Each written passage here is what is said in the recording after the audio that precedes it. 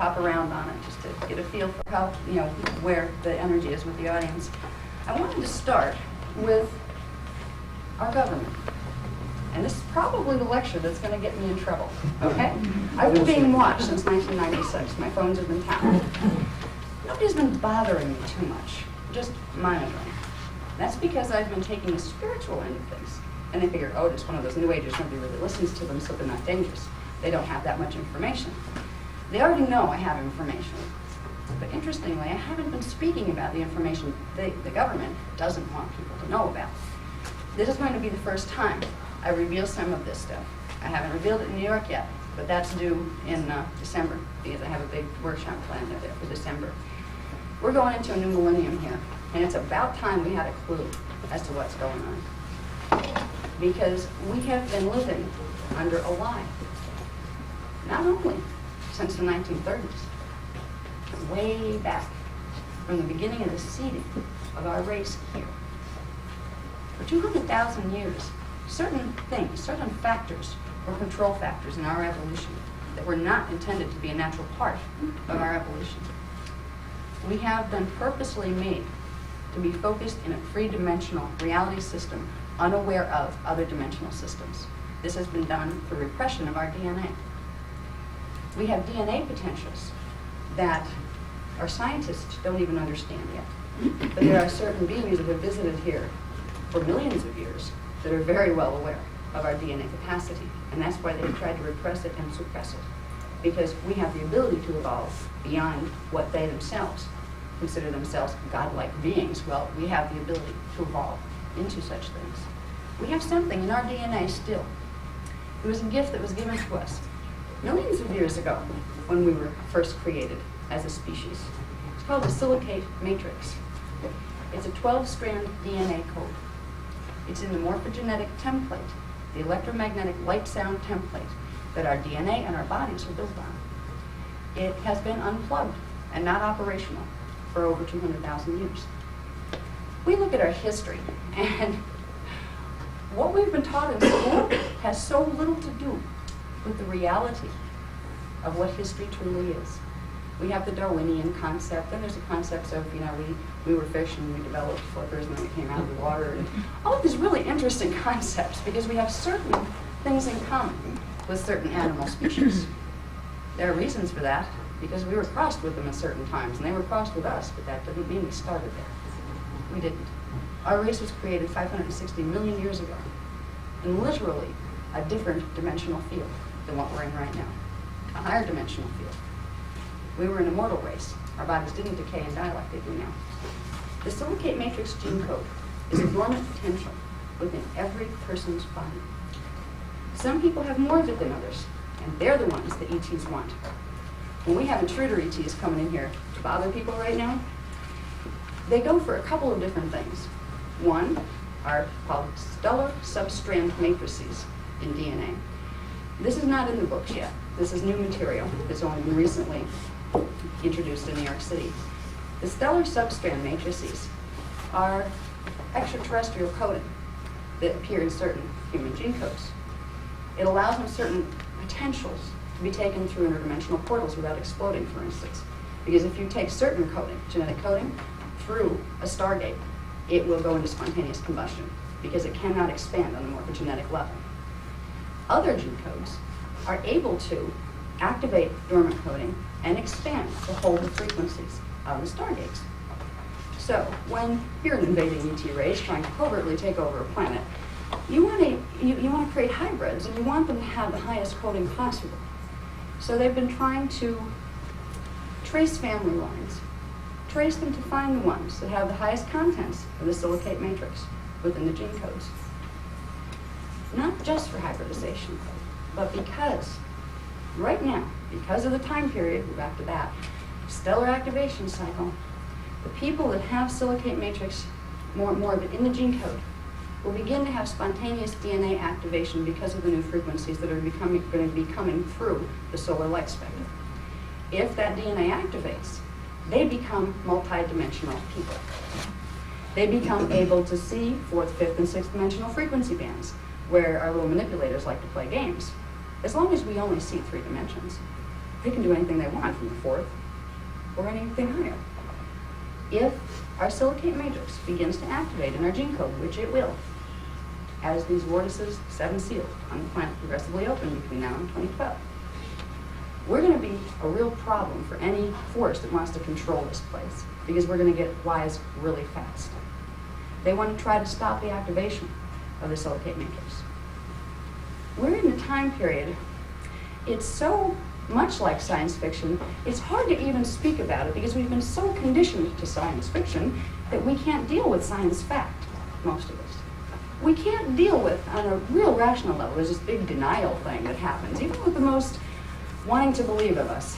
If you will hit a level, you go, I can't deal with this. I have to go back to my job. I have to go see what's on TV tonight. I just have to ground myself and become just normal, just part of the program, like everybody else. Because when you start to see beyond the veils of illusion that we've been living here, you start to realize the manipulation taking place here. Part of the manipulation is ET manipulation, always has been. We don't know about them. Why? Because they didn't want us to, that's why. They didn't want us to know where they were or how to access them or to find out that we were being manipulated, because then they could manipulate us without any problem. But what we have to deal with in the next 10-year period, primarily, is not just ETs, it's our own governments. Our government, the United States government, became aware of the ET issue in the 1930s, not the 40s. They already had contact in the 30s. It was before Roswell, before any of that. There were treaties made between certain groups within the government. They wanted the ET technology. They were in the middle of wartime. They wanted as much advantage as they could. So treaties were made, and technology was exchanged, and we conveniently won the war. It wasn't by our own hand. There were technologies that allowed us to have the biggest and baddest weapons on the planet at the time. Unfortunately, it wasn't like you read in the history books. It wasn't solely the genius of our human minds creating wonderful war machines. We had a little help figuring it out. They came from the Zeta Reticuli. They're from the Orion star system primarily. That's where they originated, but they've also spread out into other systems, and they're interdimensional beings. They came here because they have an interest in what happens on planet Earth. They came here because they know about time cycles, and they know about stargates, and they know that ours was going to open, and they knew that would fire our DNA. That was going to cause a problem for certain control factors they have in 2 places. One is in a time space that's a little bit ahead of ours in time, where they are in control of human populations. And 2 is in something called parallel Earth. I don't deal too much with parallel Earth in the books yet because we have enough to deal with our own, but they're intimately connected. Basically, parallel Earth runs a bit ahead of us in time, and we are very, very connected with everything there.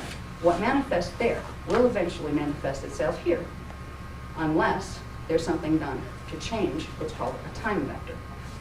So we're going into a situation where we're dealing with parallel Earths, we're dealing with stellar activation cycles, we're dealing with ETs that most people don't know or acknowledge exist. We're dealing with so many things crashing in on us all at once, and so little time to learn what it means, where the pieces fit, and what to do, that it can be very intimidating. But it doesn't have to be. That's why I was given the information that I was given. If we can get out to as many people as possible knowledge of Keylontic morphogenetics science, knowledge that you have a silicate matrix and you can do things consciously to activate it, which means you can begin to bring in higher levels of your own consciousness, which will set up protective bioenergetic energy fields, electromagnetism, in your fields that will block some of their electromagnetic pulse technologies. There are things we can do about what's happening. First, I'll tell you a little bit about what exactly is happening. Well, we have government suppression of high-tech data. Our government likes to tell us, wow, we learned to clone a sheep. I hate to tell you, they learned to clone more than sheep. And they've been doing it for about 15 years. They've had a lot of messes, too, in the process. Cloning is just a little thing they've been keeping away from us. They have also developed interdimensional technologies. They're aware of fourth dimensional frequency. And they're aware that there's about a 90-degree shift of angular rotational particle spin between here and there, and that by knowing that, you can create certain formulas that allow windows or portals to be forced open between our reality space and the reality space of fourth, fifth, and sixth dimension. Now, when I talk about the dimensions, I tend to talk about them in groups of three. That's because that's how they're structured. We are in a time matrix that is a reality field that's created out of 5 sets of 3 dimensions, 15 dimensions. There's not just 15 dimensions in the universe, in the whole galaxy and the cosmos, but dimensions run in sets of 15, and one set would be a time matrix. So our existence and a lot of others take place within a 15-dimensional system. The universes, they're called 5 harmonic universes. They have different angular rotation and particle spin. They take place in the same space, but they're invisible to each other, and matter passes through each other because of the angle on the particle rotation. There's a lot of things that we don't learn in science class. There's a lot of things that scientists who discovered these things and tried to go public found themselves wearing cement slippers and having their careers destroyed and conveniently disappearing or dying of strange diseases. There has been a suppression of the fact that our scientists have found out a lot of these things. They have found out many things with quantum physics. They have verified the existence of certain places on the planet where there are stargates. They're trying to figure out how to open them. Of course, the Zeta won't tell them exactly how to do that. The Zetas know how to open some of them. We have been so lied to, it's enough to make you very, very angry. But anger isn't the only solution. It's a step in the right direction. It's the step after denial, after you get up, oh, I just can't deal with it. Just listen to these wackos talking about all this stuff, like they read too much, sci-fi or whatever. I never read any sci-fi, I lived it, since the time I was 4. After denial, we may hit anger and fear. After that, there's called a step that's effective action. That's where you say, okay, I'm going to learn. I'm going to find out what I need to do. I'm going to assess the situation, and I'm going to learn to handle myself accordingly, not the way I'm being programmed by the government and the media and the whole program out there. I'm going to step outside that. You say, wait a minute, what are they trying to distract me from here? Our great life of what's on TV is more important than what's inside your being and your soul. This has been done on purpose. We have been cultivated to become a race that's focused out here because our power is in here. They don't want us to learn about our power. Our government doesn't, and neither do the ETs that are messing with our government. Now, we've had suppression of technologies of all sorts. A lot of this has started from 1940s on, when more aggressive treaties were formed. In the 1940s, there were literal agreements formed by certain world government inside leaders and the Zeta factions that said, yes, you can go ahead and abduct our citizens. Just make sure they don't remember and put them back. Okay? They didn't say don't hurt them. They didn't say, oh, that's not nice, that's violating them. They didn't care. We've been sold out by the people who represent us. What's new? I mean, if you think about it, that's so far-fetched. When is the last time that we, even in America, land of the free and the home of the brave and like our president and all that, when is the last time we could have really, really put 100% faith in the integrity and truth of our president or our political leaders? You know why we can't? The whole political system is structured in a way that if you're a nice guy, you can't get to the top. You have to learn to compromise and twist your priorities and do little things behind people's back just to get to a point where you could even be in a position of power politically. Or you get killed. Yeah, that too. Yeah. Conveniently, hang yourself or shoot yourself or something. There's a lot of those. Oh, just couldn't deal with the pressure, commit suicide here, right? We are fed a lot of nonsense. And the scary part is, for generations, we've believed it. And we said, okay, well, the expert said it's this, so it must be this. We need to start becoming our own experts. Our lives depend on it at this point. Our government, as an entity unto itself, is not a bad thing. It's really composed of people like us, people that have been taught certain things and certain protocols more rigidly than many of us have, and it's been indoctrinated more heavily. They're people just trying to make a living, trying to do what's right, most of them. That's the ones on the lower to middle range.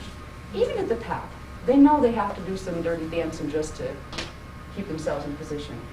But most of the leaders, at least in this country, have tried to serve the people in certain ways, while knowing they were serving a larger entity that nobody talks about.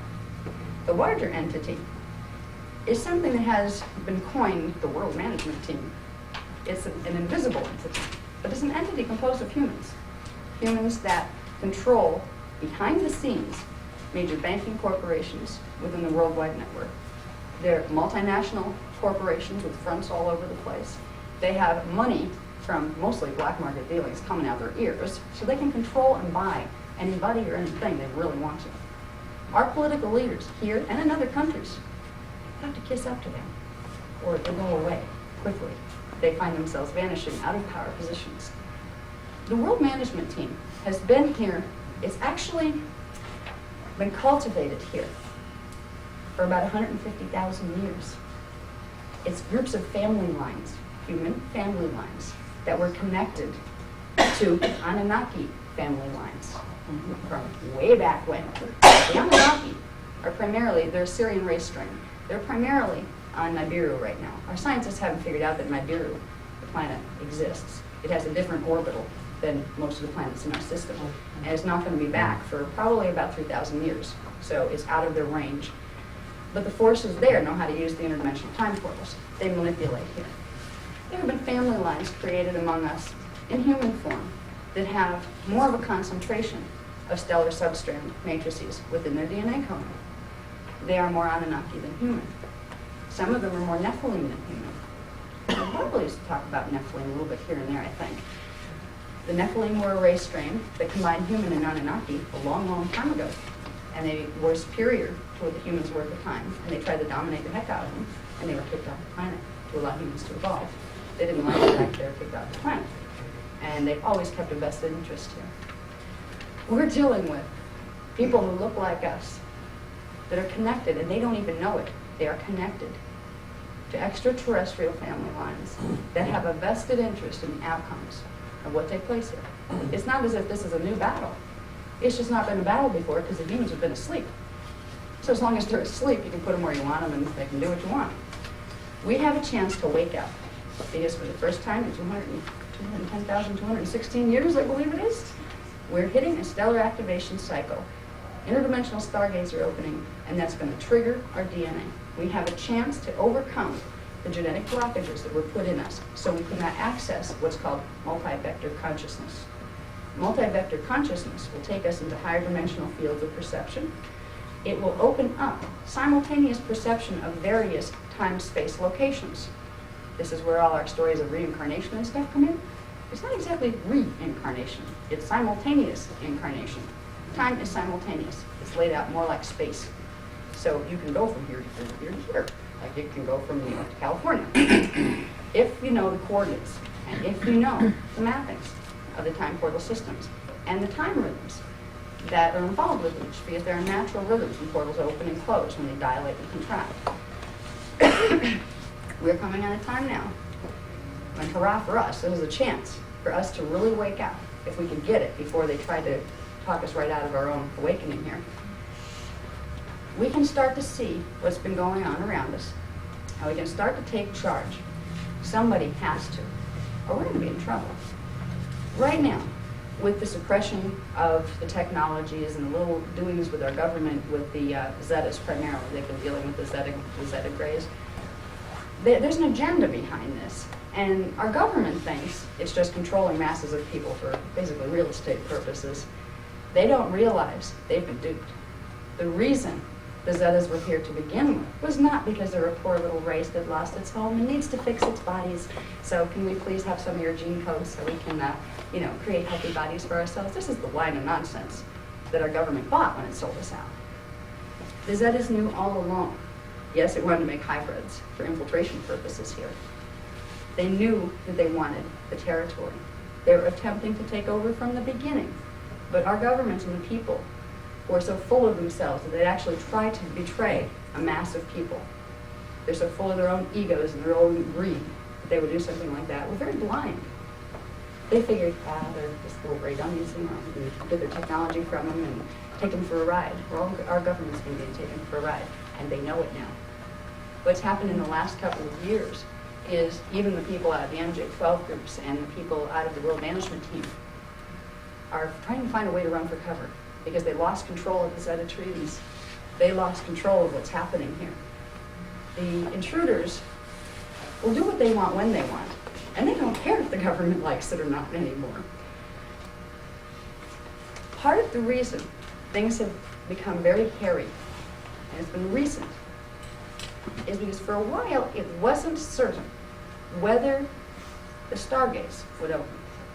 So it was kind of like, well, everybody's getting in position, but we won't go for it unless they really open, unless they're going to open. Well, in 1998, with the opening of the Ark of the Covenant, which is a time portal passage, that ensured that we were going into the stellar activation cycle, and yes, those stargates would open.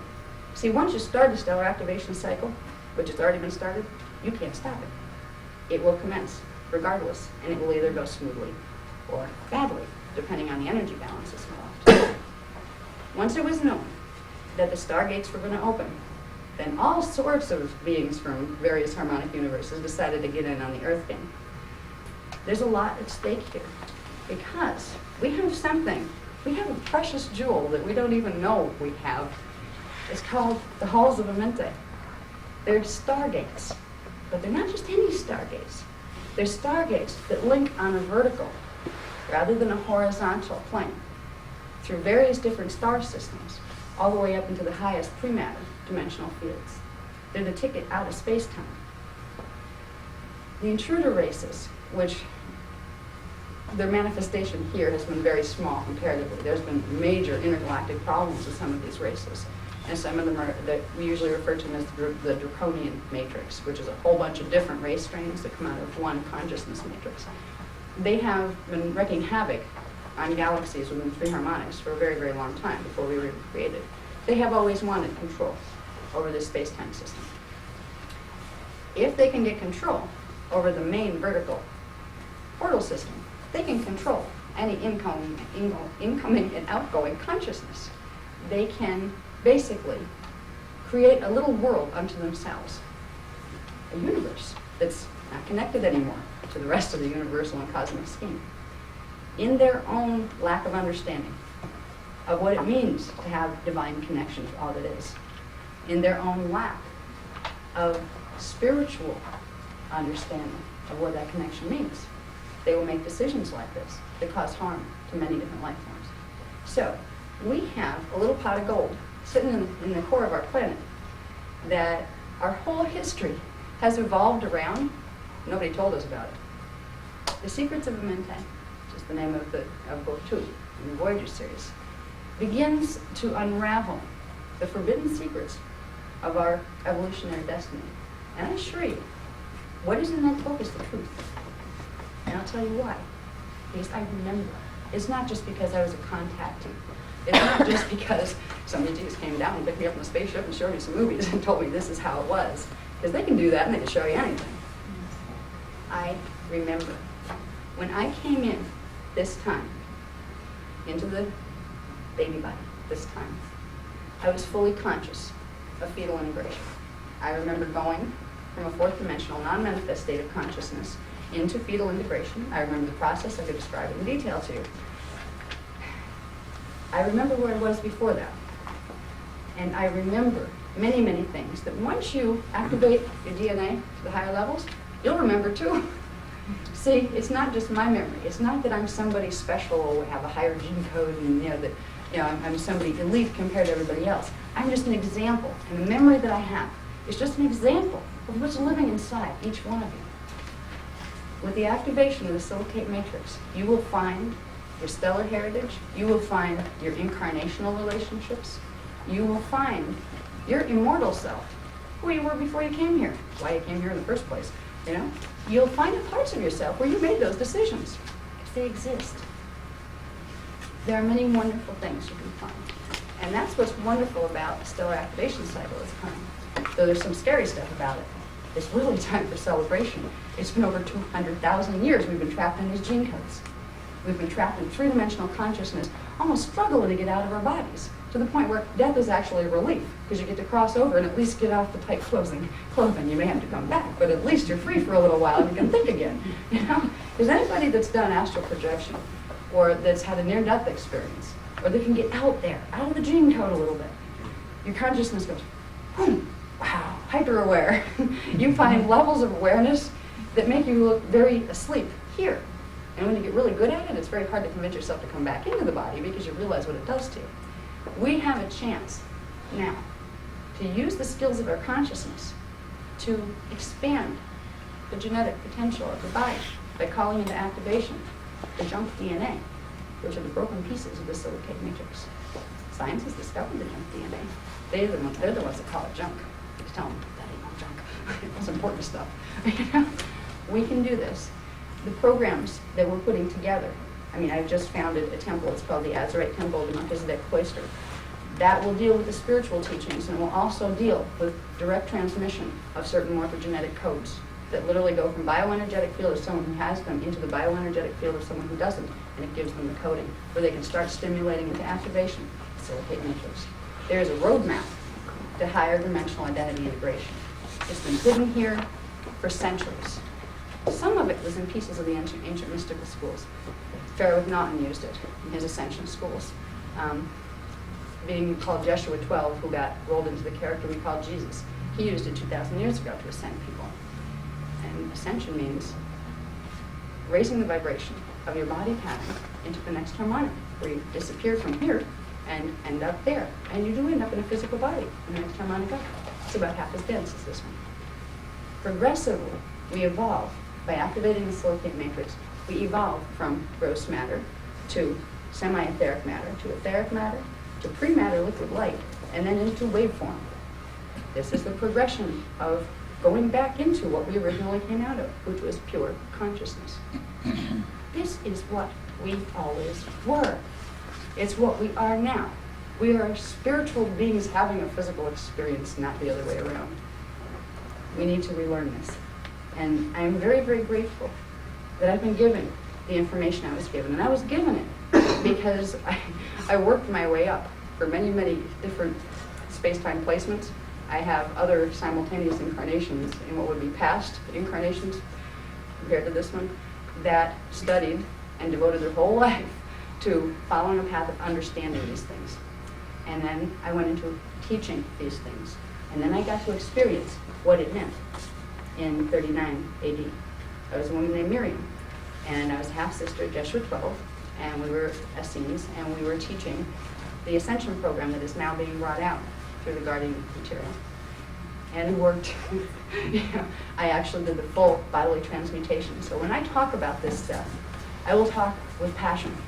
I will talk with conviction, and I don't care who believes me or not. I'm sharing what I know is true because I experienced it. I walked it. I'm not some channel with somebody that gives me some information and I regurgitate it. I have the contact experience, I have the history here, but I have my own memory. So when I talk to you, I'm trying to talk to your hearts as well. Somewhere in each one of you, there is the memory of many, many eons here. Because you know what's funny? When we go back to the last ascension cycle, they call it stellar activation cycle, 216 years ago, it was a mess then. The dark side got control then. But the people that were there are the people that are here now. We're back, right? We just forgot who we were. And the ones that are remembered will begin to remember what went wrong at that time so it doesn't happen ever again. We fell under the spell of the Draconian matrix 200,000 years ago. As a race, our DNA was altered, our consciousness was blocked, and we de-evolved and mutated into something that's nothing more than a little puppet on a string to those of higher dimensional reality fields. That is not our potential. That is not what we were created for. We were created as a guardian species. We were created as planetary guardians. We were created to stand as equals with the highest among the ET races. In fact, we were created as a vessel through which digressing ET races would merge their consciousness and take on a new form that would give them the codes that would allow them to go through full transmutation out of time and matter. We were created to be the genetic elite within most of the ancient stellar races. This is why some of those middle ground, middle harmonic universe stellar races do not want us to ever remember. And what's going to happen in the next 10 to 12-year period, depending on who wins this round, the majority of the people on this planet will either go upward into a very rapid acceleration of evolution, expansion of consciousness, activation of the DNA, or they will go into mutation that after about 3 generations will completely dissolve the silicate matrix coding in the gene code. And they will become something different. They'll become an animal form that no longer has the potential in its given form to integrate higher dimensional awareness, to progressively transmutate out of matter. That's why it's so important that we pay attention. That's why I go around having conversations like this with people, and half the time, a good portion of the room is saying, boy, she's nuts. And it's like, no, I'm not nuts. I'm informed. And excuse me if people have a problem with that. This group is wonderful. There's an awareness here already. I can feel it with you. Even if some of the things I talk about are a little out there, there's enough cognition here where you're very close to finding a space where that could, you could probably deal with that being the way it just might be. Which means you're just getting ready to be open to learning what you can do to help yourselves, what you can do to help this planet. Okay? One of the things we need to be aware of, people say, there's no proof, there's no spaceships crashed on display out there, you put them in Times Square so we see them and know they're real. Of course they wouldn't do that, they don't want us to know they're real. If we want some physical verification of ET presence and potentially threatening things that are going to be done to us to try to get us under mind control here, we have the HARP project. Okay. See, they failed to tell the public some of the other little goodies that it can do. The HARP project can directly use ultra-low frequency and different high-frequency interdimensional spectra to directly affect your morphogenetic field. It can cause illness if directed the way, in a certain way. It can cause mental illness. It can cut off your ability to bring in higher frequency. It can bioneurologically block your ability to bring in your soul and oversoul and higher self-awareness. If they told the public, not that they were planning to use it for these things or anything, but just the fact that this technology could do something like that, do you think in America we would have tolerated that? Do we really trust anybody enough to build something like that if it could really do those things? Of course not. They had to lie to us just to get it so we didn't rebel when they were building the facilities. There's a lot of things we weren't told. They're beginning activation of the HARP project. They're also beginning activation of something called EMP technologies, electromagnetic pulse technologies. The ETs have given them enough understanding of grid mechanics, ley lines, certain electromagnetic fields that run in geometrical form through the literal rock of the Earth grid that connect with the magnetic fields of the planet. They have been learning over the past probably 30 years how to manipulate these things. They can, if they want to, create earthquakes. They can, if they want to, control weather patterns. These aren't fiction things. Our government knows how to do this. And it's been doing it in test areas to see what happens. There are certain viruses being created on purpose to get rid of certain elements of the population that certain government people think are not welcome here. They're tests. And the more these tests work, the more confidence they get. Because what they want to do is basically get everybody corralled under control. It's called a frequency fence. Then they can weed out the gene codes they want and the ones that don't. And they can make the ones that don't want disappear. Right now, the ones the government and the ETs don't want too many of around are the ones with high concentrations of the silicate matrix. Because if too many of them activate at the same time, it's going to change the whole frequency for the race morphogenetic field, the 100th monkey syndrome. It'll flip it over for the rest of the people. None of them will be able to be controlled if enough people activate the silicate matrix on the planet. So right now, and this is stuff that's not in the book either, this is kind of recent things that were told to me. The agenda on the intruder side is to instigate a form of ethnic cleansing by having us kill each other. You know all our scenarios about Armageddon and World War III and all that stuff that everybody's getting a little nervous about because it's, year 2000 is coming up. Is it going to happen? Is something weird going to happen?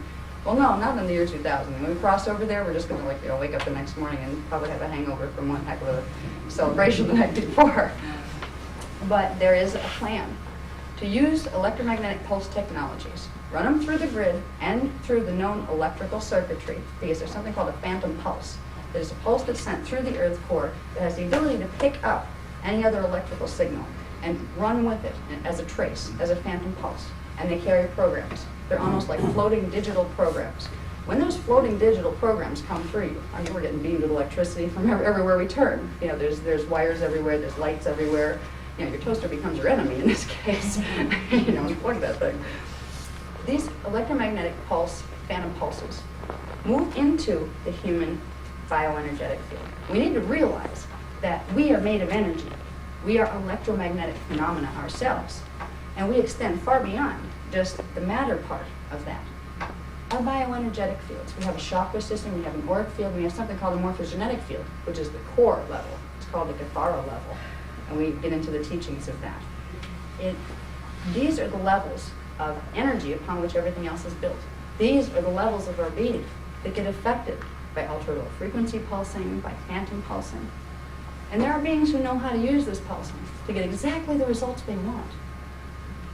The pulses, and they have started this. They started it in August. Actually, they started it in Kosovo. It was a test to see if they could stir up tensions by causing electromagnetic irritation in the auric fields of certain groups of people. It worked. There was a mess over there. That was just a test. In August, they sent pulses out in the U.S., 3 of them.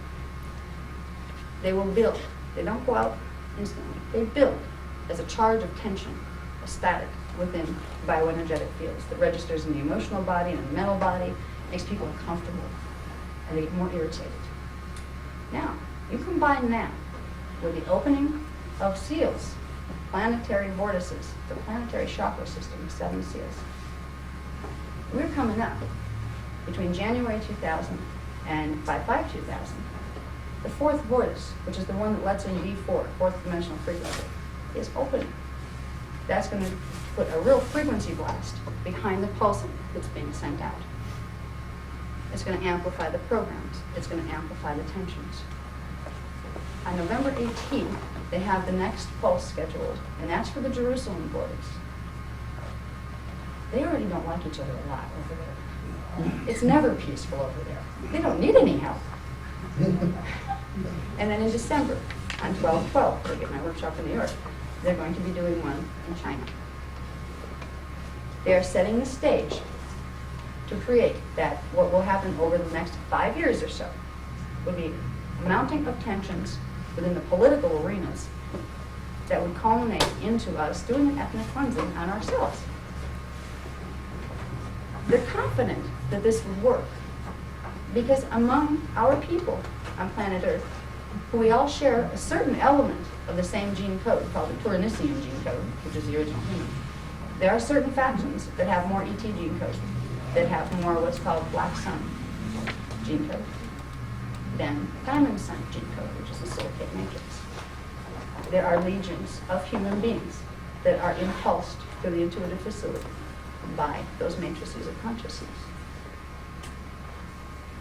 By creating wars, and this has been done in our history over and over, whenever there was a concentration of Diamond Sun, silicate matrix family lines, they would instigate trouble, and they would call in their own human legions to make sure they killed as many of them as possible and shut them up. Whenever there were books written that told the whole truth, that told the true ability of the body to ascend, not just how to worship some God outside of yourself. I mean, that's fine. God's great. But there's more to your relationship with God than simply praising a priest. You don't have to have a priest to be your intermediary. There were teachings that were put here that were beautiful, that allowed a human being in one lifetime to make a full connection to Source, to integrate its soul, its oversoul, its avatar, and its Rishi identity. The levels of identity you all have. You probably don't know right now. And in that process, the silicate matrix activates, and you progressively work yourself out of the time cycles of lower dimensional fields and into the higher ones. This was here at certain times. And whenever enough of the knowledge got out, The other side would come in and make sure the people carrying that knowledge disappeared. Made sure they didn't have a very strong hold here where their children could be born to pass on that knowledge.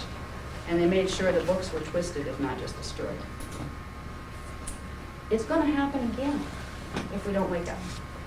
If we don't realize this isn't funny anymore, this isn't Stephen King, this isn't Star Trek, this is planet Earth coming out of centuries of subtle mind control to begin with. It's so amazing to some of us to think that we could be going under mind control. No, not us, especially in America. We're free here, you know, nobody messes with us here. Think about it. Are we free? Do we know anything, really? We know what we're told. We believe what we're told to believe. And we're taught to not question and simply follow authority. That's a very subtle way of mind control. If you want to control somebody, you don't hold them like this, as any of the communist nations show, you know, that does create rebellion because if you're outwardly controlling someone, they will try to fight for their freedom. Unless you totally repress them and they just give up their will to live or be. Here, you give them enough rope and themselves. Just let them play. Let them think they're free. Then we can do whatever we want behind their back. Keep them distracted. Keep them into consumerism. Buy more, get more. You know? Keep them into all that distraction stuff. And you can do anything you want to do behind their backs and over their heads and under their noses. That's exactly what we have been raised in for generations. But there's enough awareness coming to the planet now. And awareness is a frequency. Everything is a frequency of energy. A pulsation pattern, a rhythm of energy. Every word I speak has an energy signature to it. So we're dealing with frequencies of awareness now that are birthing into this planet that haven't been here in a long time. We can get it now. I look at the people in this room, and this is a great room. I've gone to smaller groups like this before, and kind of walk in and go, oh no. You know, here we go. We have to deal with just real nuts and bolts UFOs. Well, there was a sighting here, and here's a film of it. It's a light in the sky. You know, this group is much past that, and I'm very happy for that because you can understand what I'm talking about. The general consciousness of this group, you do get it. You get it already. I'm just kind of maybe voicing and focusing a little what you already know and sense within yourselves. So that's great. Then we understand each other. We have to look out for things like ARP. Yeah, what are we going to do about it? You know, go up and sit down the thing and threaten to blow it up. That's going to do us a lot of good. You know, that won't help. We can help with things like that by learning the mechanics of our bioenergetic fields and learning how to block stuff like that from affecting us. Then, if we get really good at it, we can start doing what they do, which is remote viewing sabotage on people.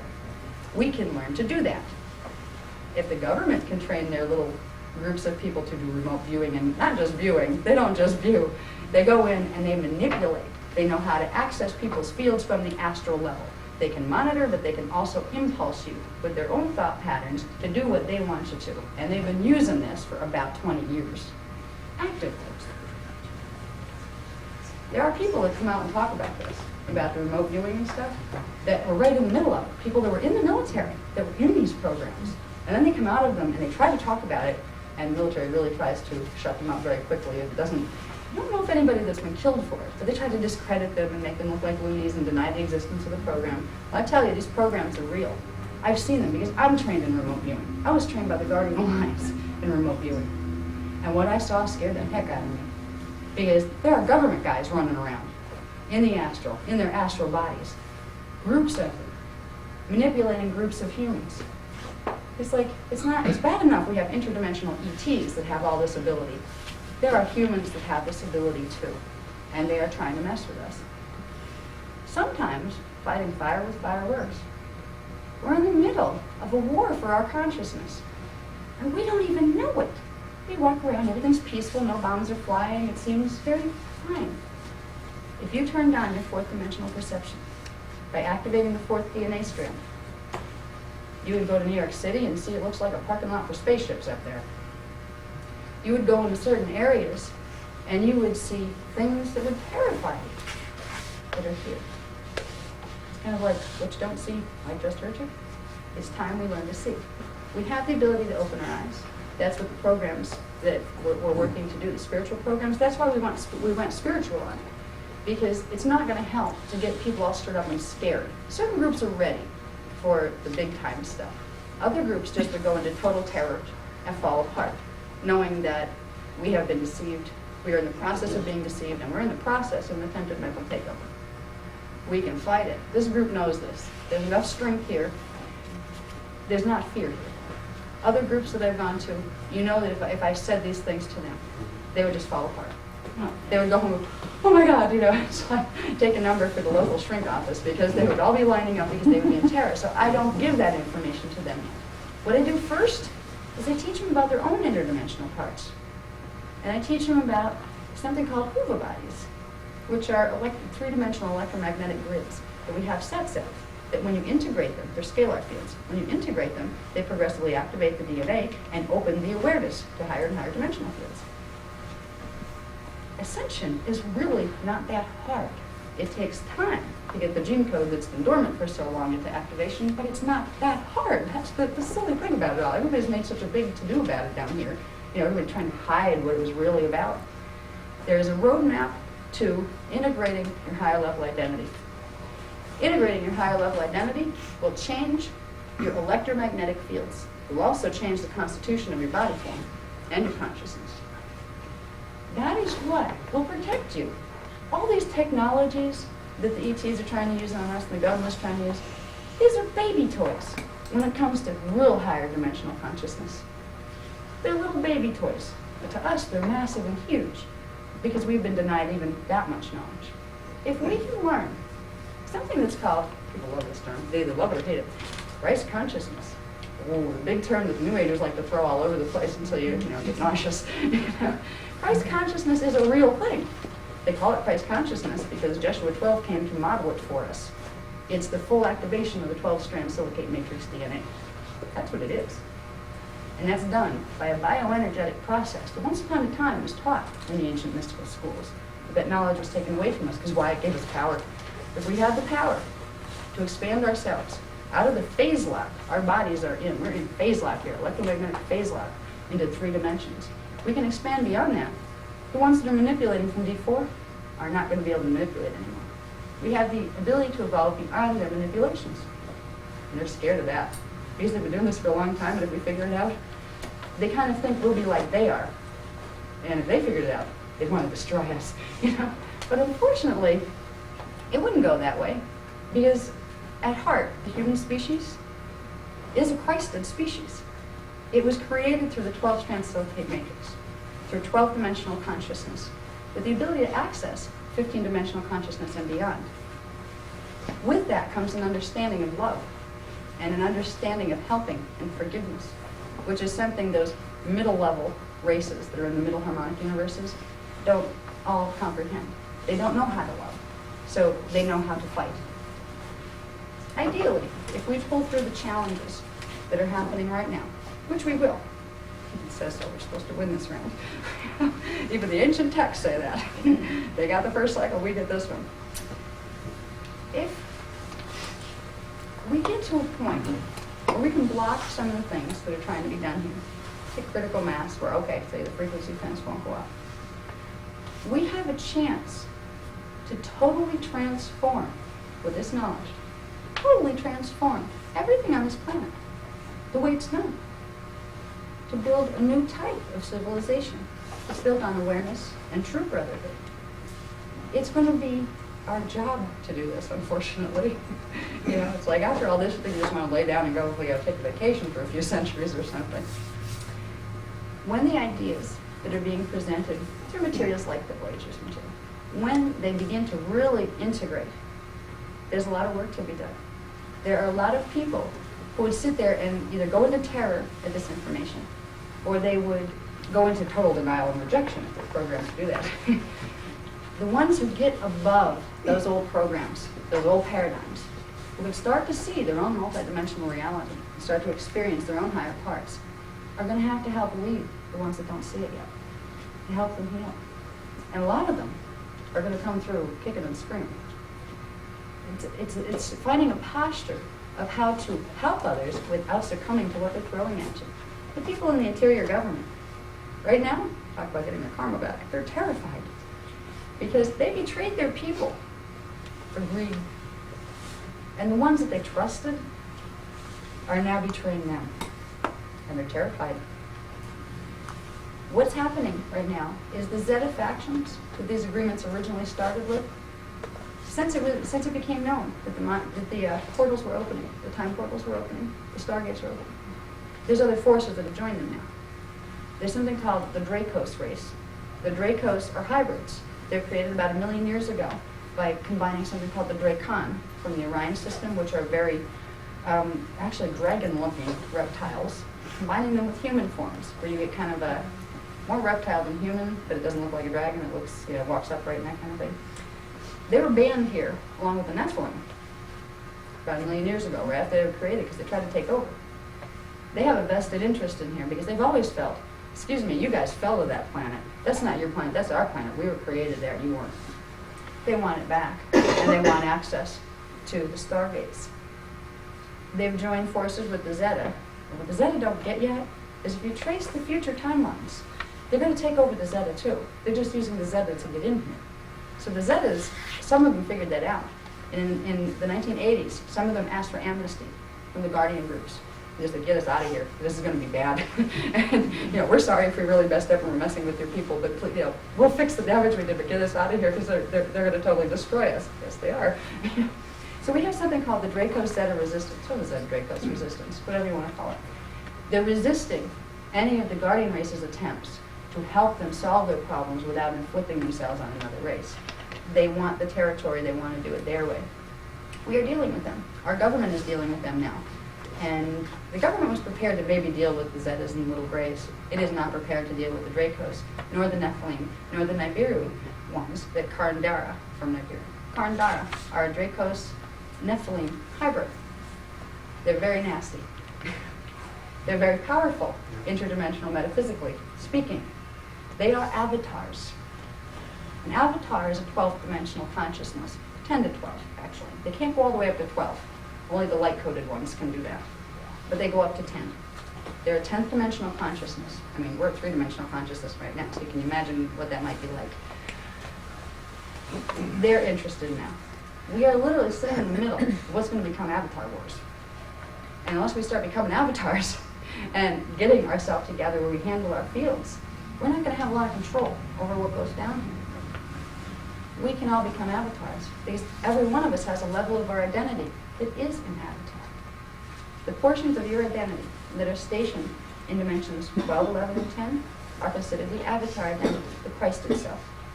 The frequencies of your consciousness that are part of your morphogenetic field. They're literally composed of particles.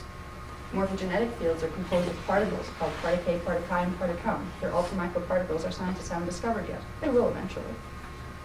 This is what the tangible structure of the soul is about. We're showing you, and showing science, high science, where the soul is an actual part of the human anatomy.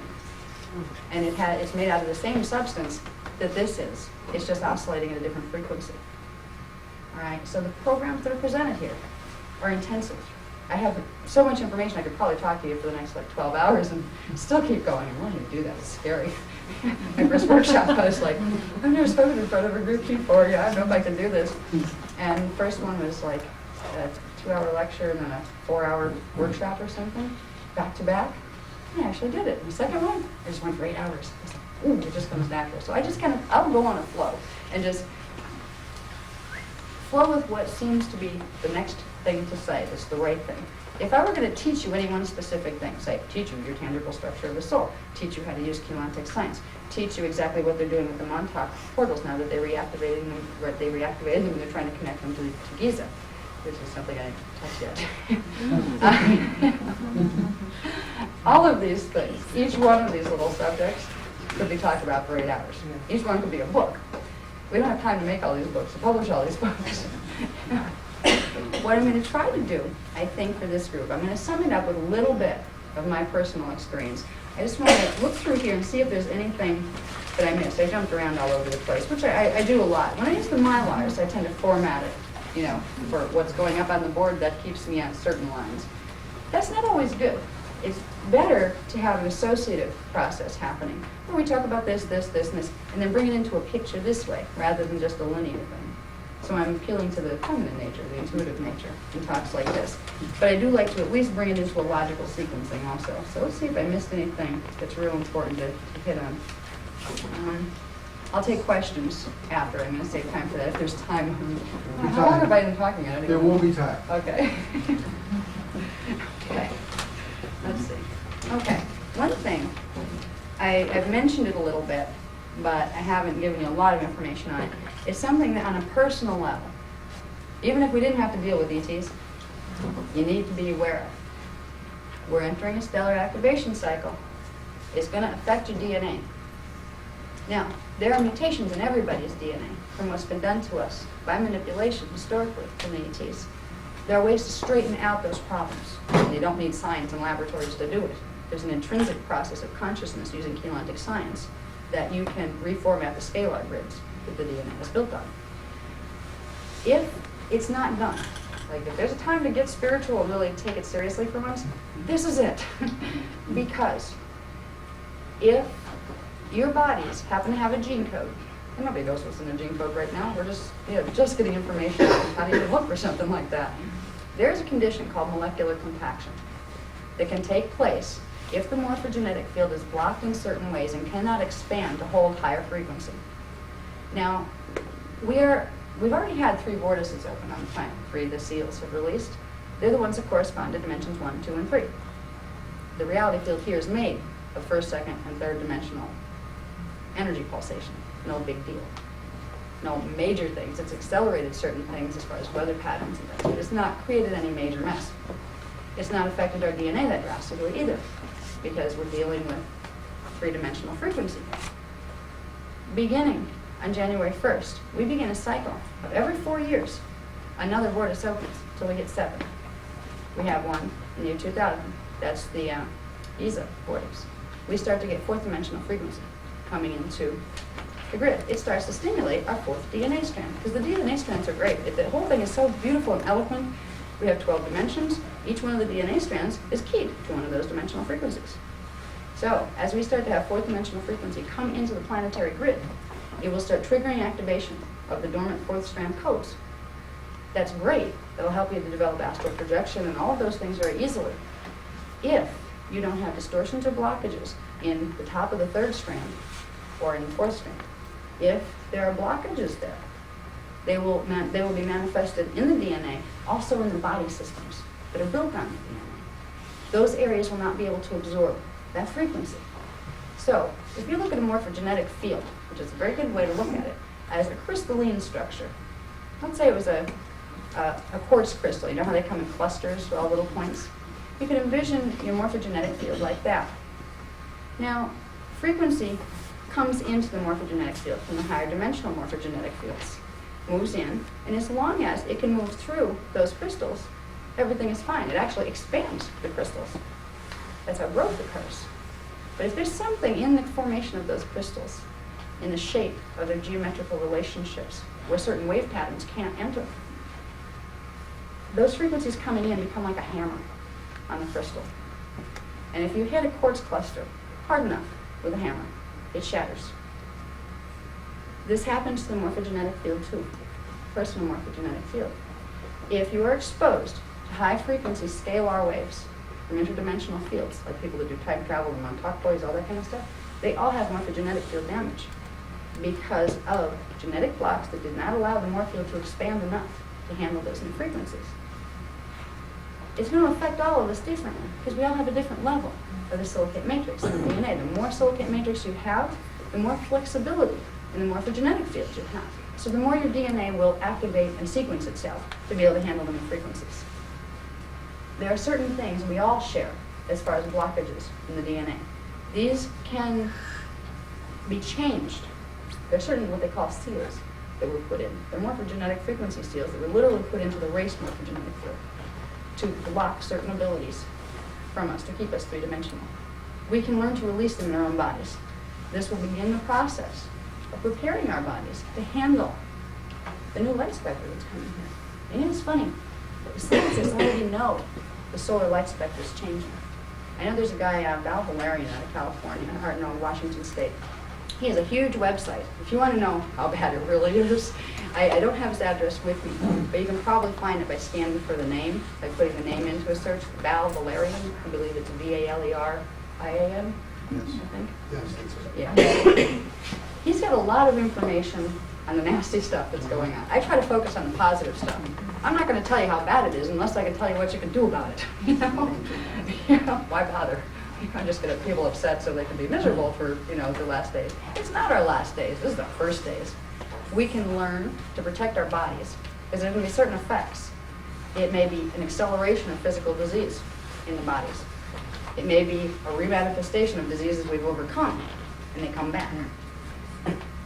It may be emotional problems emerge. It may be mental problems emerge, where certain forces start to try to vie for the personality structure. Some of them are within the self. Repressed portions of your own subpersonality patterns, of your own incarnational patterns, those kind of things. Others will be manipulation, because they are the intruders that are literally trying to take over certain bodies. So they want operatives. Like a collective of operatives to do their thing here. We have a lot to deal with here.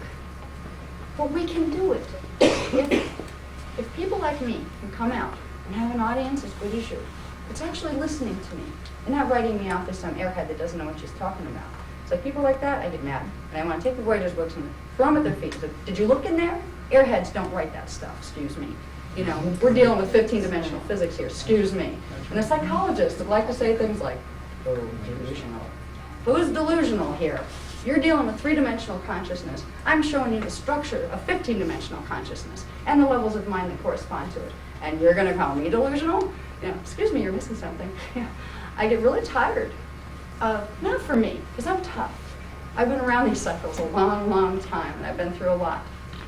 But there are people out there, lots of them, that are having encounters, that are having scary experiences. They don't know if they're in their head or outside of their head because of the interdimensional stuff. And they are being totally disregarded by the medical community and the psychiatric community. They're being put on drugs and in wacky wards because ETs are real. We need to spread the word and the awareness, to be open to learning. We don't have a lot of time left here. My first expo that I did was the New York City Expo last year. When was that? Do you remember the date on that? It was May of this year, in fact. And for me, it was a disaster. I didn't do my debut the way I wanted to. I got up on a panel with a bunch of PT experts, and one of them started telling us how, the Elohim created us, and they are coming back to guide us into the next millennium. And you just listen to them, and, they know more. They have advanced technology that proves they know more than we do. We should follow them. This is part of the mind control nonsense that's going on. You have half of your New Age people. They're good-hearted people, really trying to reach for their higher identity, having the higher identity hijacked and programmed into something scary. I ended up getting up there and just I couldn't take it after a while. Listening, I really couldn't. It was a disaster for me, I guess. I don't know. I didn't plan it. But after listening to her with her, praise holy Elohim, and the other ones, the other ones are just saying, maybe they're real. Yeah, they have metal saucers and things like that. Between the two extremes, I just get up there and I said, and nobody gave me my turn to talk. And as you can see, I like to talk. So after sitting there for quite a while, I was there for quite a while, wasn't I, before I really got to say anything? And the moderator, he blew his chance because he was supposed to actually let me get my 2 cents and it didn't.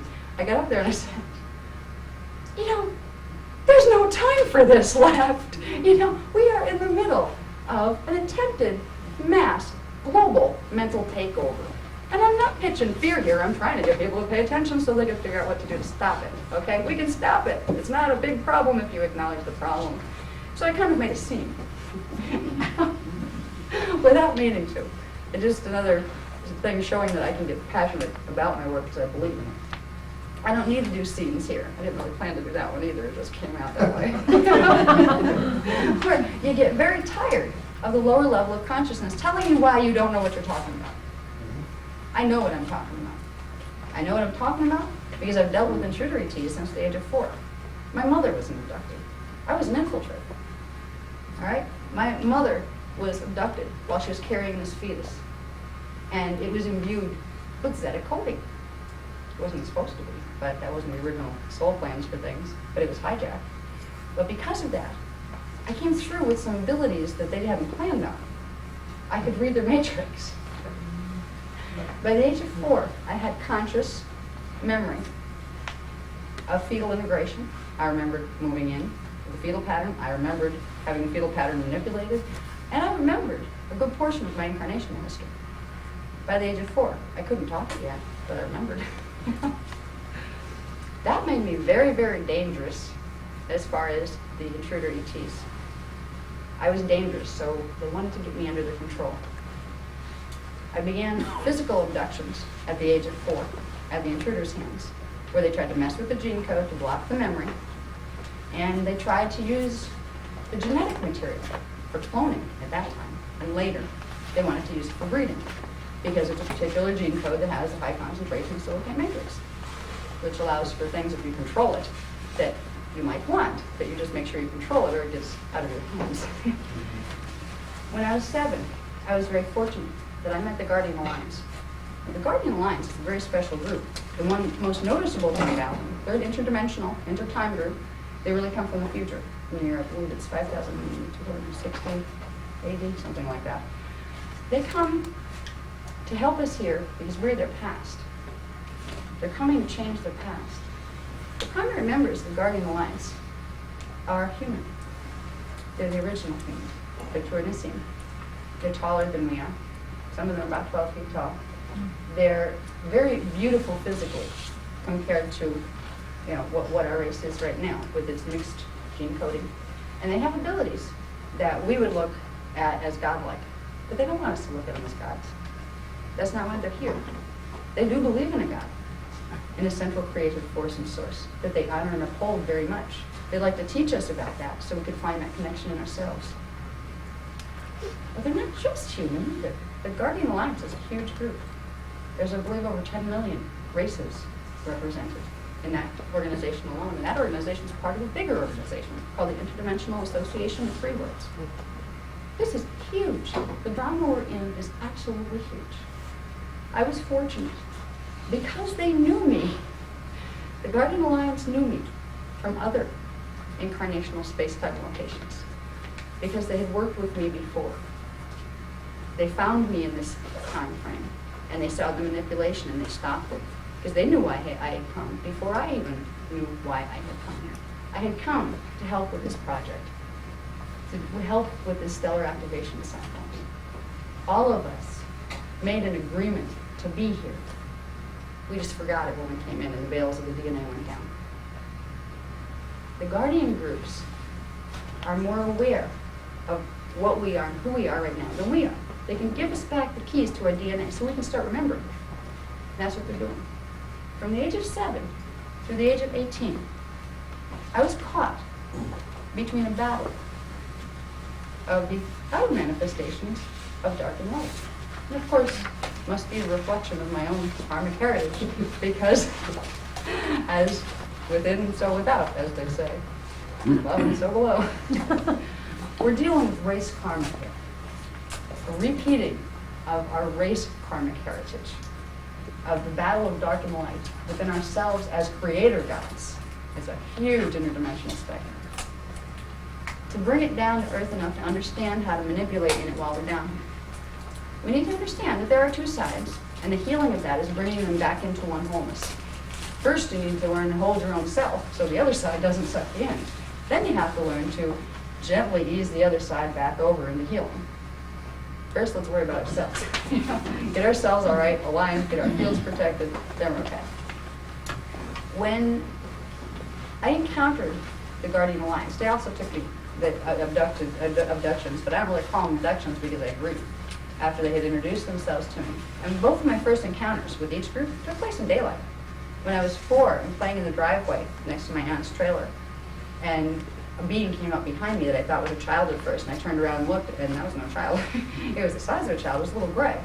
And I wanted to run and scream, but I couldn't move because it did one of those little, they have a little silver rod that does a bioneurological block where you lose the motor skills. So that was my first, and then I was lifted up into a craft. when I was 7, I was approached in these lilac bushes that I used to play in at my grandmother's house, broad daylight again, and I was approached by one, again, it was a gray, but it was a blue-eyed gray, which I'd never seen before, with a negative sign. And it froze framed me, maybe so I couldn't move. But it said to me, it didn't use a silver rod either. This one was able to do it just with projection, which was a little difference there. Shows you that, they're more advanced if they don't need the outside technology. It said to me, you don't have to be frightened anymore. We're aware and we're going to help you. So it was kind of interesting from a child's perspective, seeing the same type of being, one being your terror and the other being your savior. It's kind of strange. The little gray that I had met with the blue eyes, I call them blue eyes for short, took me to meet the rest of the Guardian Lions. They would pick me up in the evenings in ships. They have craft, but what they are plasma craft. They're actually interdimensional light vehicles that become solid when they come down here, but then they transmute through the levels of matter density and then pop up someplace else and get solid again. So they can take you on these. These ships actually work as buffers for people whose gene codes can't tolerate full portal transmutation yet. To go through a portal, you have to be able to do something called enter Merkaba. It's a state of building a light body around you. It's releasing the phase lock on the cellular code that allows the energy fields to spin in a certain way, that allows the body form to turn into light or antimatter, and then back manifesting in someplace else. So during my experience in childhood with these different groups, the one group, the Guardians, were teaching me about the mechanics of how to do these things. They were using Merkaba mechanics to take things places, and others. The others were using mechanical technologies to get similar results. I was taken to underground military bases.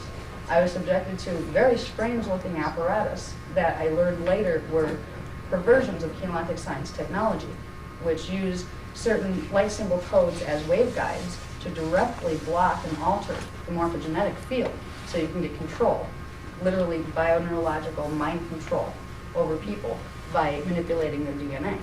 I was subjected to those things. I was used for readers.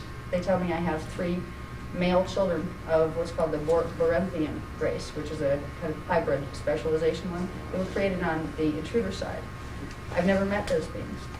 I also have one child named Charlemagne that was created by the Guardian side. And she is part of Zephalium, which is the highest castes of the Zetas, combined with the human imprint and some other higher ones. It's a very personal journey that I have been on. I was part of a project called Project 014. It was one of the forerunners to the Montauk Project in '83. In Project 014, they would trace certain gene lines and family lines, and they would abduct. They would have the Zetas abduct. The government would have the Zetas abduct people with certain gene lines, children. They would take them in and get them under mind control. Then they would use their DNA, and they would make clones. This is the part of the Montauk thing that I don't think anybody's talked about yet. This part's going to get me in trouble once it gets out that I'm talking about this. But what the heck, you heard it here first. If I disappear, know you heard it here. You know? And remember this. Tape it and let other people know. They would do cloning.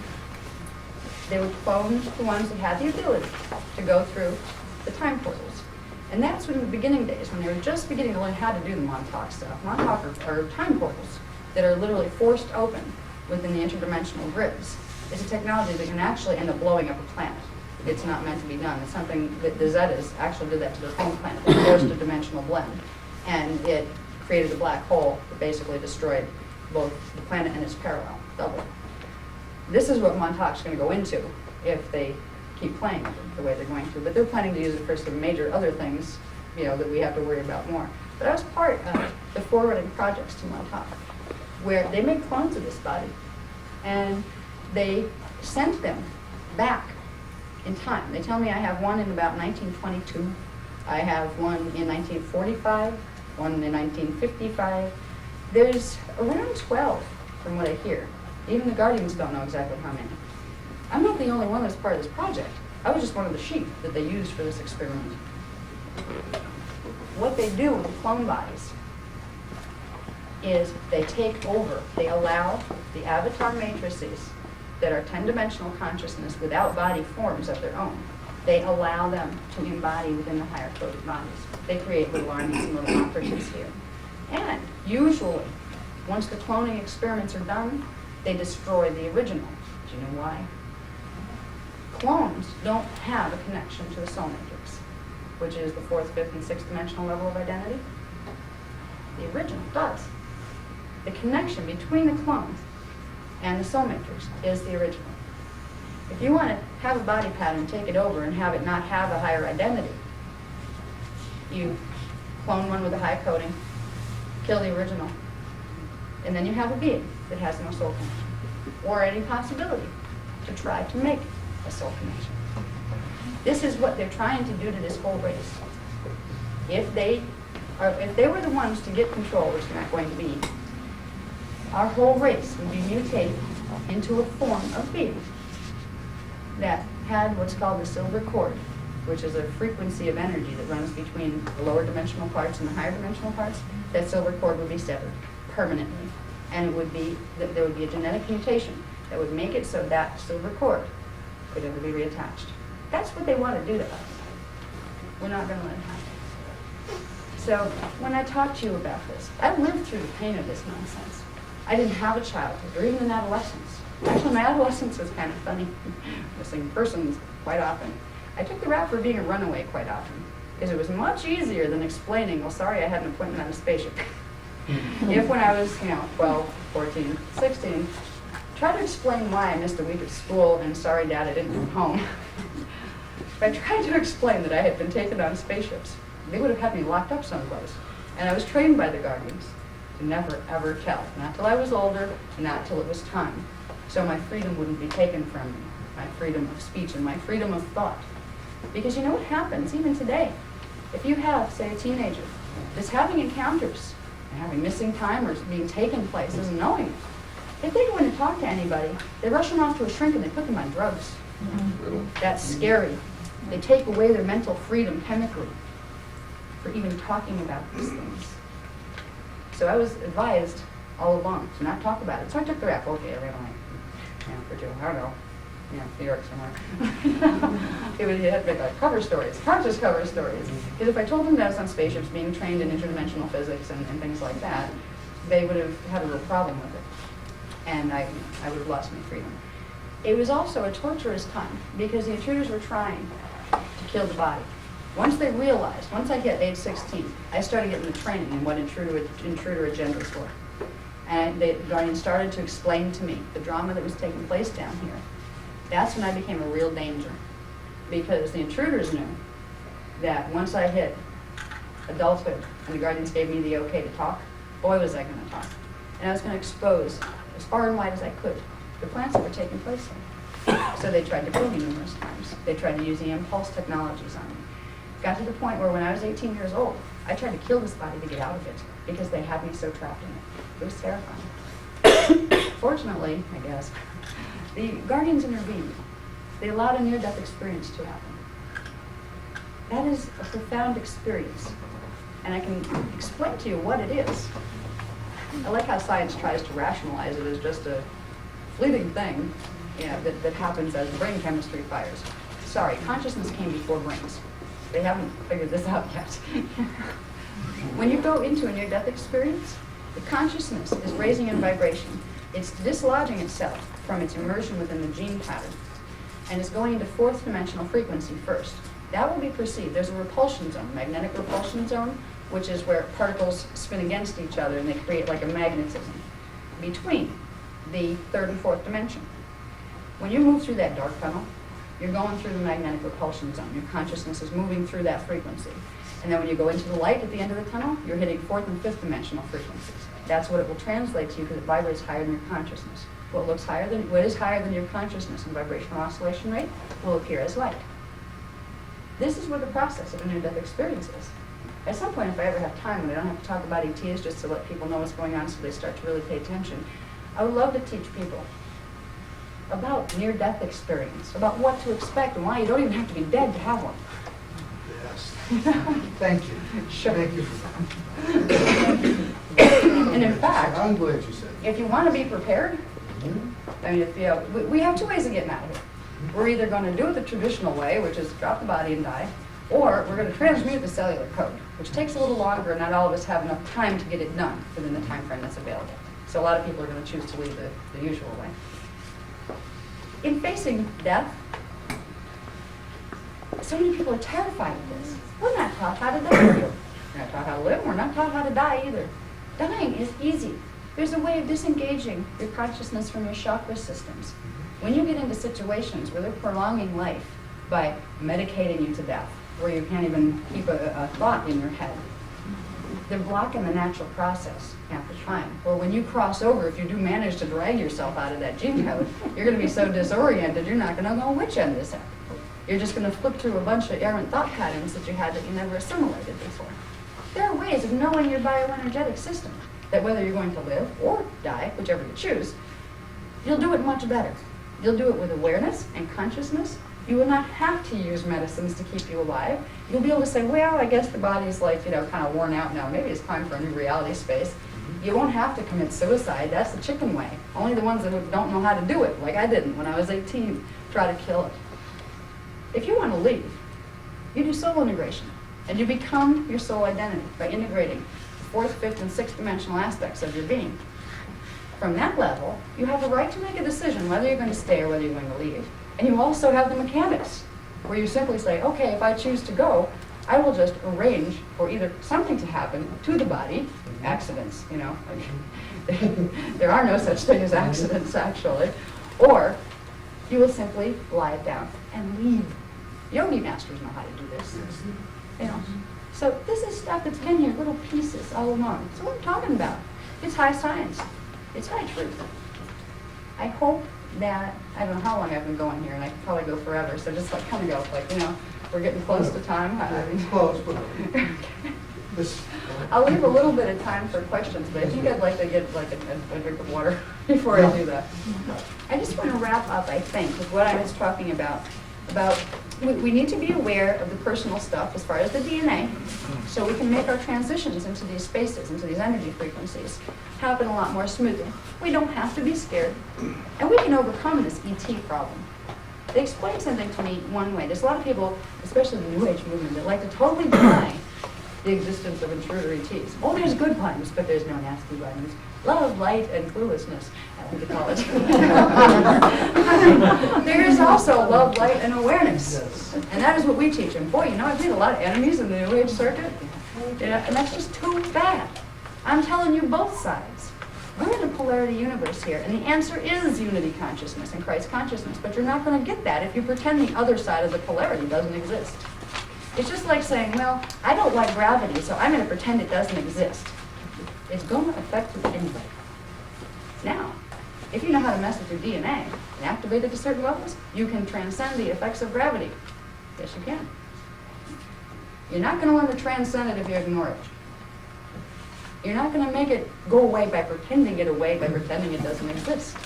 You need to learn the mechanics to transcend certain conditions that are affecting people on a mass level. This is what a lot of the New Age stuff doesn't teach you. It teaches you some real good stuff. Thoughts are things. You know, these kind of things, yes, they are.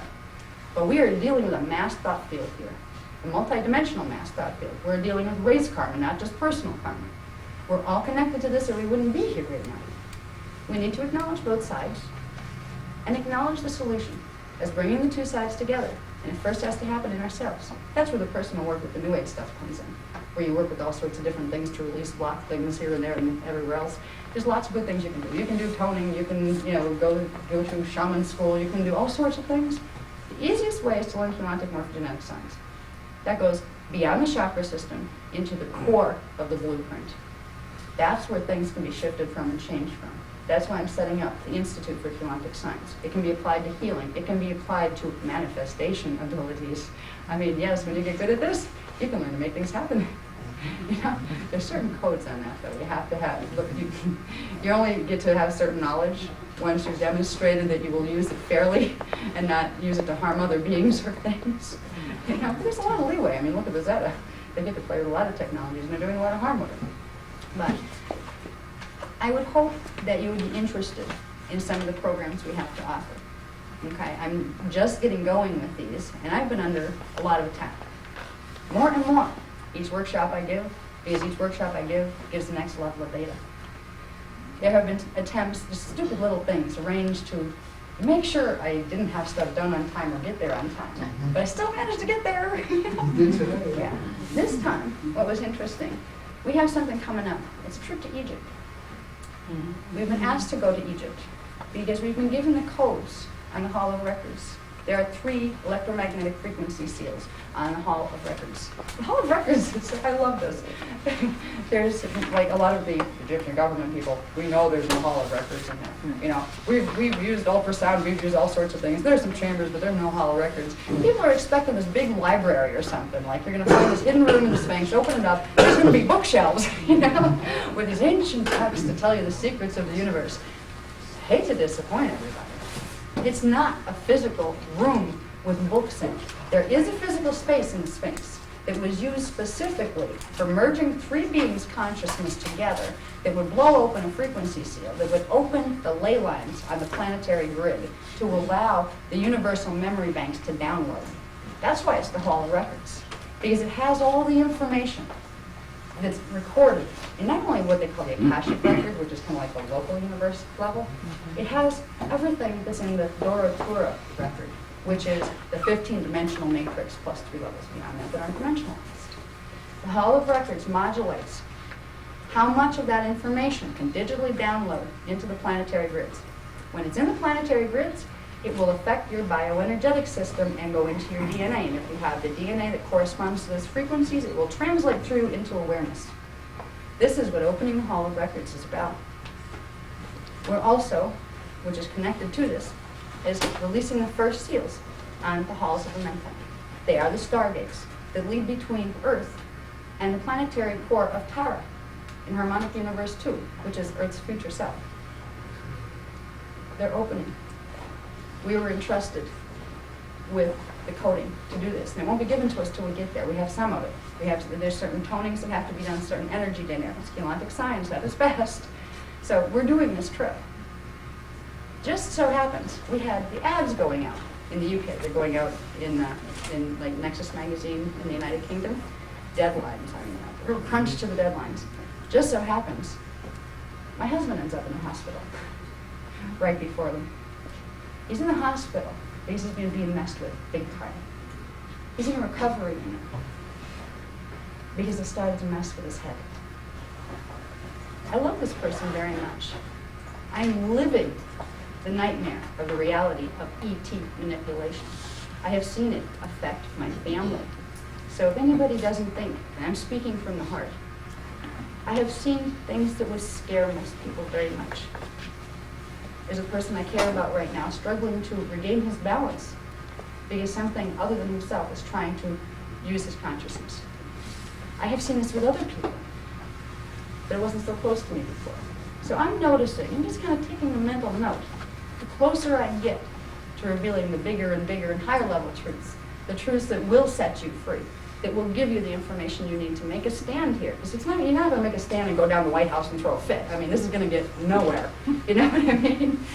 And the people that are trying to get involved with the lawsuits, release these records, who cares anymore? We have 10 to 12 years to get our act together. It doesn't matter who hid what when. Just acknowledge it was done, and it's time to learn what we need to do. So there's a lot of stuff you can cut out of your way of wasting time, you know, that a lot of the people in the UFO movement and the New Age movement are trying to do. A lot of it's a waste of time. You can jump right up to what's happening now. The more you will try to find your higher levels of awareness, the more you will find forces within yourself trying to pull you away from it. You'll find the inner skeptic. You'll find the dweller at the threshold saying, I can't actually believe this is real. What can I do? You know better than that. You have to retain that focus. Wait a minute. Am I going to choose to be a multidimensional being, or am I going to settle for being a three-dimensional animal? Did God create me as an animal, or did he create me as a divine being in his own image? Even the books tell us that.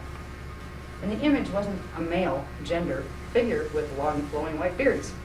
It was in the image of spirit, of pure consciousness. We were all created in the image of God. We are all pieces of the consciousness of God. It's about time we remembered. So that's what my programs are about. trying to think of one last thing to say, but I think Well, questions will probably be the best thing. Why There's don't time. you take your water break, Good idea. rest of them in the, They're calling themselves ascended masters. Some of them are, most of them aren't. Just because somebody got to D4, that means you died. I mean, excuse me, you didn't ascend exactly, you died, you know. When you die, your consciousness goes over to D4. You could technically say I ascended from D3, but that is not what's really meant by the concept of ascended mastery. Each one of us, eternally, has a level of ascended mastery right now. Remember, time is simultaneous. That level of you exists in the frequencies of the 8th Huva body. The way to get that into your body here, so you know yourself as that, is to progressively integrate the Huva bodies that are in between. You're lighting your scalar grids. So that's the process, and that's what part of what we teach. So from the Ascended Masters perception, under the law of one, then all activities are parts of ourselves. Oh, yeah.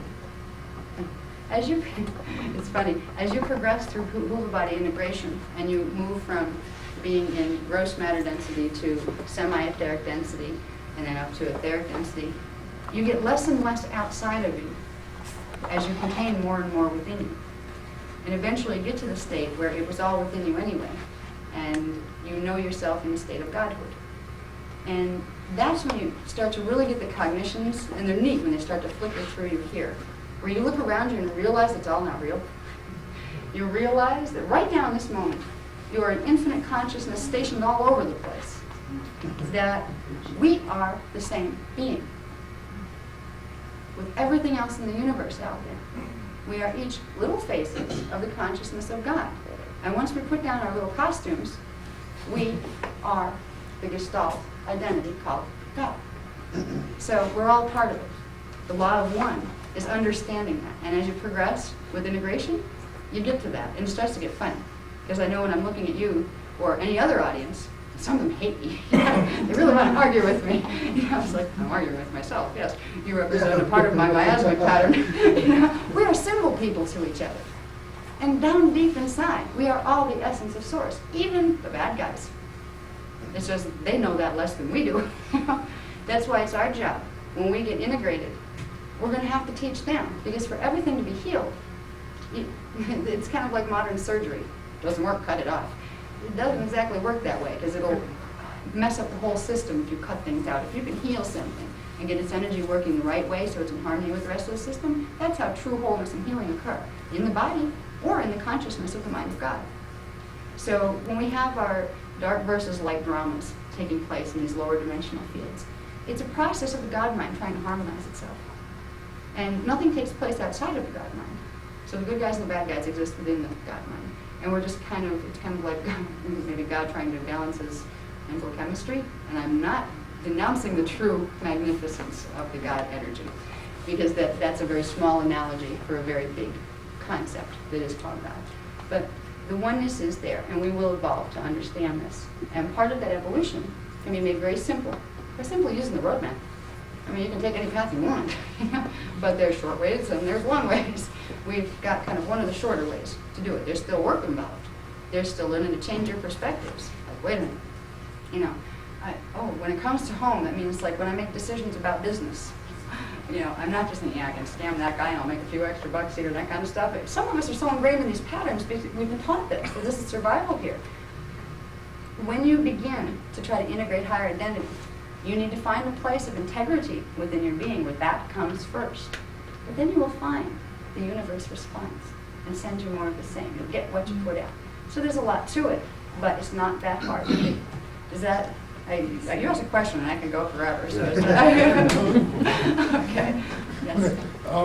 Next year, when the inner seven planets align on May 5th, what's the ramifications of that that's going to take place then?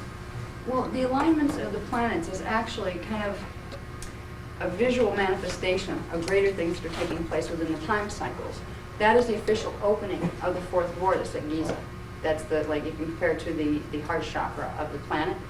That's when the fourth vortex is opening. It begins with what's called the Day of Transcendence on 1/1/2000, and then it progresses. There's a vibration that's going to be running through the grid, And then on 5-5, when those alignments take place, the energy fields generated by those alignments will affect the energy fields of the Earth, and it will create the release of the seal, fourth Fortis seal.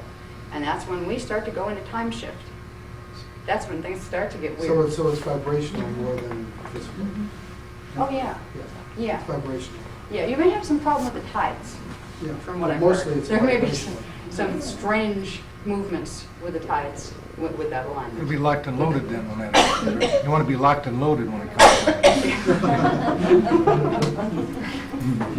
Yeah, we haven't even dealt with that too much because there's so many other problematic issues that have had to come first.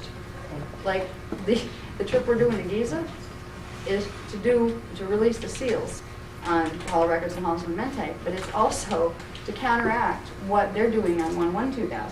They're having a big celebration over there Yes, they at the pyramid. Now, the Great Pyramid was built to protect the Halls of Mente and the Hall of Records. They're energy phenomena, areas in the Earth grid that were important, so that's why those monuments are put there. Certain forces have been motivated to create certain activities there that will throw certain things out of balance. There's a connection in the ley lines of the grid, and this is going to be interesting, between Montauk in New York, between that circle they just discovered in Miami, between something that's a quarter mile off the coast of Siesta Key, where I just was instructed to move down because there's energy work that needs to be done. There's a connection between those points to Giza, and there is a plan to do some things that will make the energy grid balances very precarious if they're carried out, which could lead to tectonic cracking when the vortice is open. So we're being sent in to do mechanical kinetic work on the grids.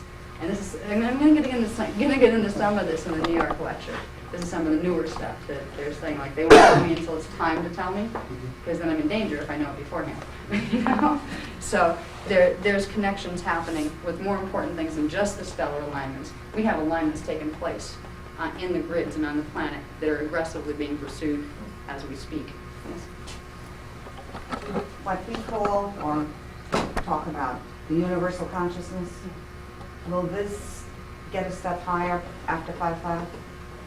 In other words, will there be a little bit more of a wake up? Oh, there's going to be a great wake-up call. The big one is going to be in 2012, when we all hit fifth strand activation temporarily, whether we're ready or not.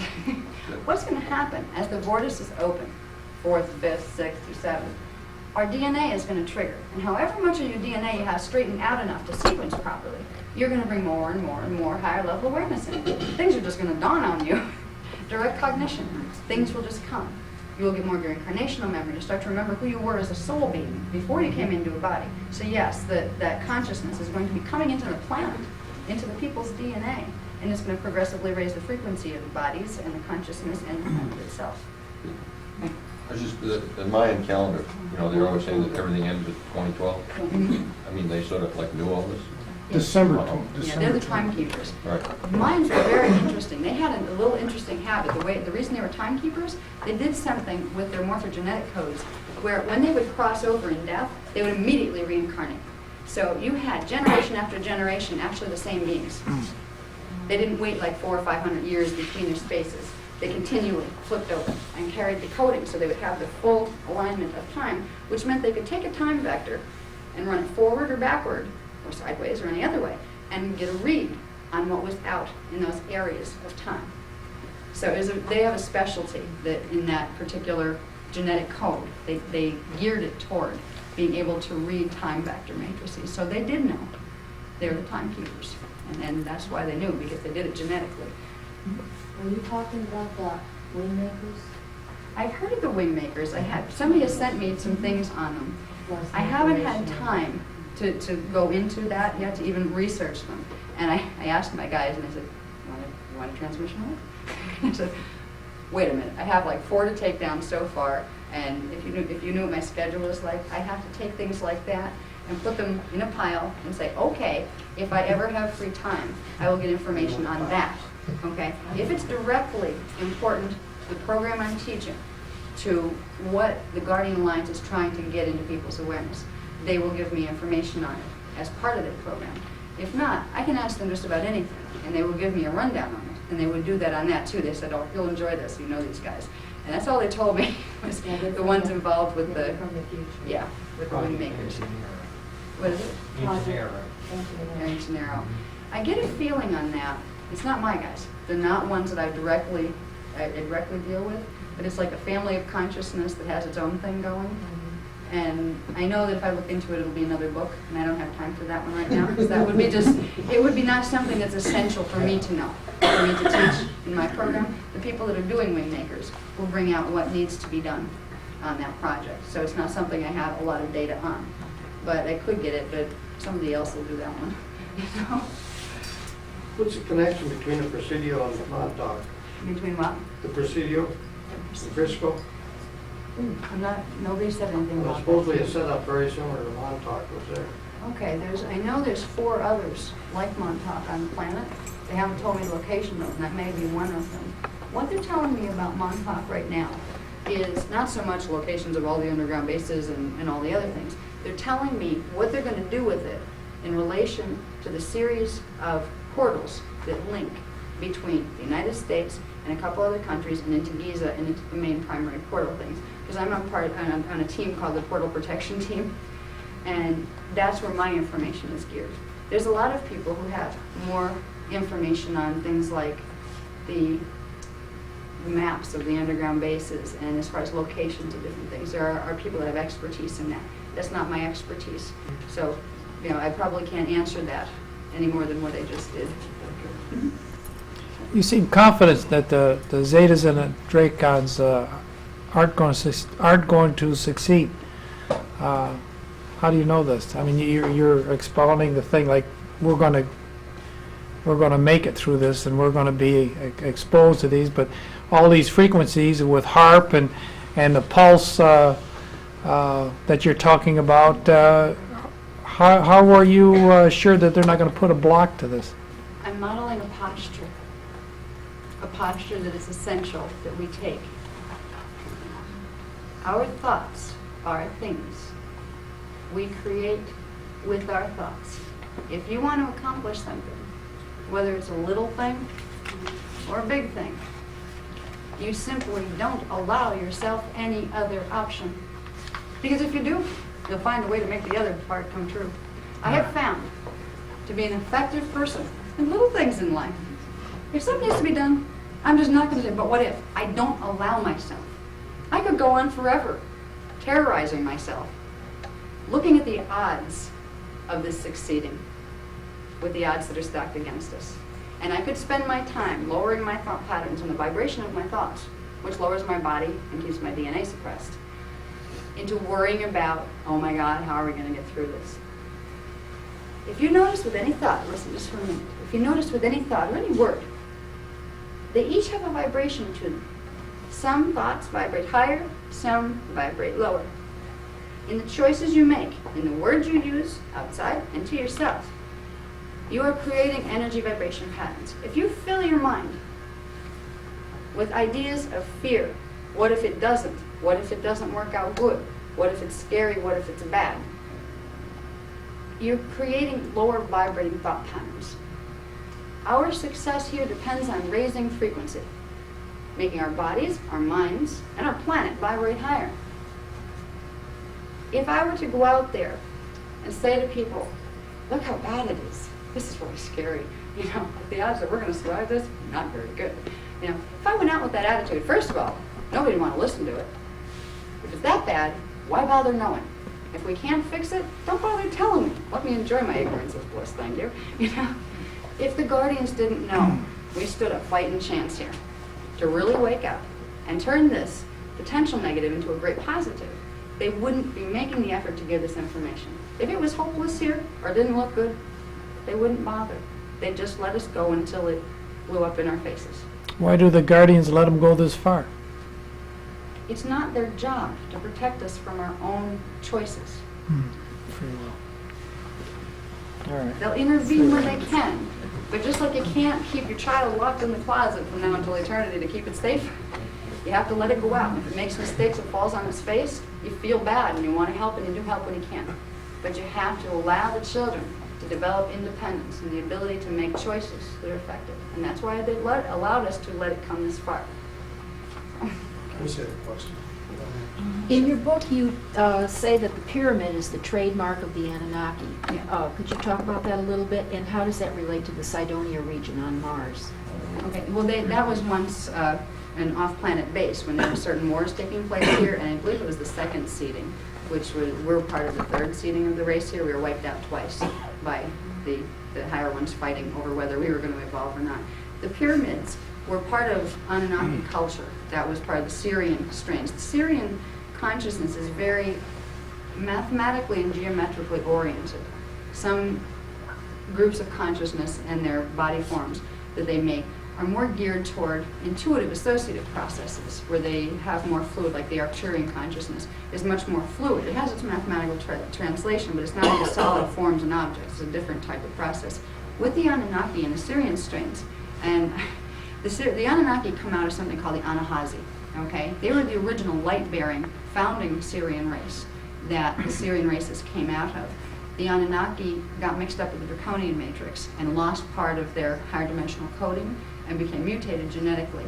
But they still carry a lot of the attributes that were part of the Anahazi matrix. And the Anahazi were very much aware of the geometrical relationships within the morphogenetic field of things. Pyramids are created, and there's different forms that are created for different reasons. Pyramids are able to they work as scalar grids, as three-dimensional scalar grids. They will take energy and frequency coming in and bend it in certain ways that allows amplification of certain patterns to occur. That's why you can like mummify things by sticking them in pyramid shapes and that kind of thing. So the Anunnaki used them as kind of like power generators within their cultural structures. So when they came to other planets, they would build them also there to use them for the same purposes. There were ways to key in the pyramids in Giza, for instance, into the old Atlantean crystal generators, the smaller ones that were still left and they're still here. There are ways to focus those energies and bring them in. And you could literally create things like laser energy, things that could direct the levitation of rocks, for instance. Like, that's how the pyramids were created. They weren't hauled up there, like they said. When they were repaired, they were the last time. But before that, they were created through these focus of energy. So the pyramids were a technology, just like we have technologies in, we have like little cameras in boxes and things. Well, they have big technologies and big pyramids that they use as interdimensional teleport stations and all sorts of things. I'm going to say a little bit more on the Anunnaki. The ones that built the pyramid for the Anunnaki of the Syrian Council, they were the Anunnaki that decided to honor their highest evolution and stick with the Anahazi of the Syrian Council. They were the good guys. All right. The ones that weren't the good guys were the Anunnaki Rebellion, which were the ones that sided with the Draconians and fought with the Syrian Council over whether this race was going to be allowed to evolve, and other races too.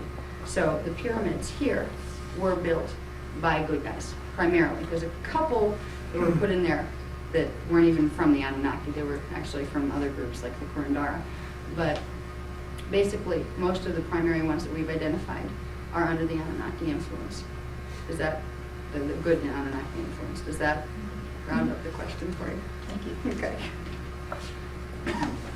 Two kind of specific Montauk-related questions. One, is something being planned for August of 2003? And secondly, are they trying to plan for potential time jumping of the entire planet, perhaps to move it out of the way of these positive incoming rays? Hey, that's what we're doing. It's called the Grid Zone Project. That's what the book gets into. Have you read the book at all? Part, but I'm wondering if the Montauk is working specifically against that. Yeah, it's attempting to work against that. Montauk, from what I get, I'm just getting the rundown on Montauk because I was not allowed to have a lot of it because it wasn't time to talk about it. And see, when they put it through a person, they give you information, it becomes available to anything that can read the matrix down here. So there's certain information they only give me when it's happening. When it's time now, it's time to know. With Montauk, there's a huge connection to something called parallel Earth. Here we go to sliders, as far as a point of reference. We got Star Trek, now we have sliders. It's not a joke. Parallel Earth has fallen under the control of the Draco set of resistance. In a stellar activation cycle, the time vectors of Earth and parallel Earth progressively blend and become one. By 2012, they will be the same time vector. We will merge with our doubles. Montauk wants to make sure that happens, because Montauk is being controlled by the overlords of the Draconian matrix, which are of the Black Sun genetic substrand matrices. What the Guardian races are trying to do, and what my work specifically is about, and the groups that we're forming, is to create a time vector severance between Earth and its parallel, plug in this time vector into another parallel that sidesteps that one, so that doesn't manifest here. Because if something isn't done, it's going to manifest here. And then we're going to be in trouble. Then it's going to be that what if. So we're here to make sure the what if doesn't happen. And we're doing heavy duty time vector realignment mechanics. That's why we're going to Egypt first, then we're going to Peru. And we're going to a couple other places that are key places between the harmonics of this planet and Tara and harmonic 2. So we're doing grid mechanics. Montauk is totally tied up in it, and they're trying to use it to make sure that we don't get out of this time vector. They're trying to make sure that the Bridgezone project doesn't work. They're trying to make sure we stay under the control. So that's where Montauk fits in. There's a lot more detail to it that will be revealed as they go along, they told me. So. I'm gonna throw out two names, 2 words for you, just let you go with it. Okay. You decide how long you want to go, it's getting late, so it's up to you. Yeah, I'm getting tired. Yeah, but I'm gonna throw out the Essenes and Melchizedek. Well, Melchizedek, I am one. Okay. I'll deal with that second. Whichever way you want to do it. Now, the Essenes and Melchizedek actually go together, because the Essenes were one of the many race strains, actually, that carried the full Diamond Sun code matrix, which is the full silicate matrix potential in their DNA. And they could activate that for ascension. They kept the codes alive on the planet in the race morphogenetic field. And they were traced way back through, they went back through Hebrew, through Egyptian, all the way back through the early root races. There were certain families that were the keepers of the codes. They would always carry, they were the blue flame Melchizedek families. And the Essenes were one manifestation of the blue flame Melchizedek families. So were certain ones within the Egyptian pharaonic lines. So were certain ones within ancient Atlantean cultures, and even before that. So the Essenes and Melchizedeks fit together. I'm real affectionate toward both of those names, because the last time I was here in incarnation, I was an Essene, and my name was Miriam, and I was the half-sister of Jeshua 12, and he was a wonderful older brother to have, and he taught me many wonderful things. And we were Essenes, and we practiced the Essene. You know, it's funny, some of the Essene laws that's come down, if they only knew what went on in those temples, they would be really amazed. Because we were very aware of genetics, all right? We didn't need the term DNA to understand what happened when you combine certain morphogenetic fields with other morphogenetic fields. There were seedings done purposely to create family lines that would extend outward in time. And those family lines are still alive today. Some of us here may be a part of them. So there was a lot of neat things that went down in the Essenes that never got recorded. But basically they dealt with protecting the knowledge of ascension and protecting the codes of ascension, which are the silicate matrix codes. And I'm considered, what I'm known by the Guardian Alliance is, my name is Onea Kananda Melchizedek. And that's because I always was, since the first time I entered incarnation into any of the systems down here. I was part of the Blue Flame Souls group, and I still am, once you already kind of always are. So there's a lot. I did a whole workshop on explaining Melchizedek and what that name really means. There's a lot of Melchizedeks popping up these days. Melchizedek priesthoods. I mean, the Mormons actually have their higher priesthood as the Melchizedek priesthood. And most of them are very, very patriarchal. Well, excuse me, I've been trained by the Melchizedek cloister. That's my family. That's the governing body on the cosmic level of all the little priesthoods that come down out of it. It's a family of consciousness. And in the cloister, which encompasses the rest of the other family lines, it is not patriarchal. The teachings of ascension are not patriarchal. That's a twist that they put on from the higher universes. It was meant to be equalist. It was meant to be egalitarian. And it's about time the feminine voices started standing up and say, excuse me, we don't buy this stuff anymore. You know who gave us the male God concept as a physical being outside of ourselves? It was part Anunnaki, part Nephilim. All those who wanted us to think God was outside of ourselves, not inside of ourselves. So when we get into Melchizedek, we get into the very core of what's been happening here, not many other levels with ourselves. That's as far as I'm going to go with Melchizedek here. I could go for days on that one. No, you did fine, thank you. You want to take one or two more? Or? All right, two Or more. John, go ahead, John. I just, what thoughts come to mind when you think of things like Ark of the Covenant, and are they energy sources, or are there more than one? Or Did you read the book yet? No, I haven't, but I can tell you now that I will. It's described in there what it is exactly. Okay, Yeah. that's Yeah. I haven't been exposed, but you've Yeah. created, It's a you've time portal generated passage. an They think it's a interesting- box. That was the diversion. Unless someone hasn't asked a question yet. Okay. We'll forget two. I'll take two more. There's two Okay, people here. thank you. Okay. I was just a little surprised when you said that the avatars would have more because I thought they were such high consciousness that they wouldn't move. That's what a lot of people assume. They think that as soon as you get out of here, you become a perfect being that has no imbalances. Now, if we understood a little more about the physics of dimensionalization, it would make sense why we can have, even at very high levels, things that are showing polarity. It's polarity that creates the conflict and the imbalance. Polarity in a dimensionalized system, the very structure of dimensionalization depends on the separation between electrical and magnetic. That's what creates dimensionalization. So you will have, to some degree, polarization all the way down the dimensional scale. Now, as you work your way back up it, the avatar level is the last level, because that gets 12 dimensions of polarity. Once you fulfill that 12th level and pass from liquid light back into antimatter, that is where the harmonization takes place. That's called the Rishi level of identity in personal terms. It's once you hit harmonic 5 that you don't have imbalances to that degree anymore. And when you go beyond that to the levels of ascended mastery, you don't have that either. And there are ascended mastery consciousness levels that look down and they know they have their families that are totally out of balance. They also know for the whole game within the God mind to take place, it requires both sides, or you won't have manifestation. So it's it is all perfectly in divine order. It just can get really uncomfortable down here sometimes.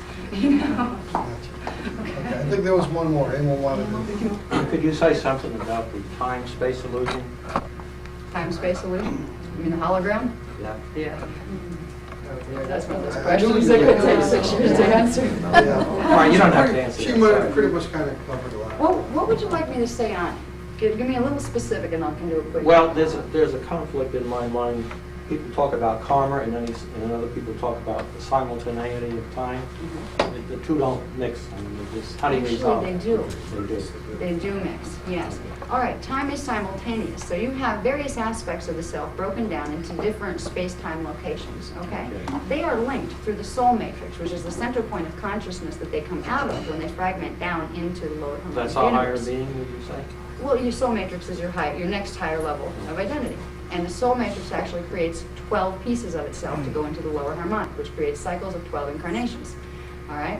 So your consciousness is connected to the consciousness of other beings. Now, it comes down to something called a miasm. A miasm is a blockage within the morphogenetic body. If we go back to the morphogenetic field being a crystal body that's made like a quartz crystal cluster, to use an example, it would be like in a clear white quartz crystal cluster, black crystals thrown in that are different shaped, that don't allow the energy to move the right way. We collect these depending on the thoughts we think, depending on what we do with our energy when we're here. When you have karma, you're taking the miasms you built up, the misalignments in the energy field that's in this life, A over here, they bleed through into B over here and into C over there, and they begin to amplify each other. Now, we have a whole program that got into something called the Palladian seal that was placed in the gene code that made us into walking miasmic messes. Karma was not supposed to be the way we evolved. We were not supposed to die. We were supposed to transmute. And there's been things done to us that have made karma something it was never intended to be. But there isn't really intrinsically a conflict between those things. It just would take probably a full day workshop to get you to the point where you say, oh, I get that. You know what I mean? I think that's the best I can do with that one this time, right? I think he's begging for one Just a little one. little- He's begging for one little one. Is there a connection, or, you know, if there is, right, between all this, you know, you're talking about the patriarchal, you know, the energy and the Knights Templar, are they like in this mix anyway?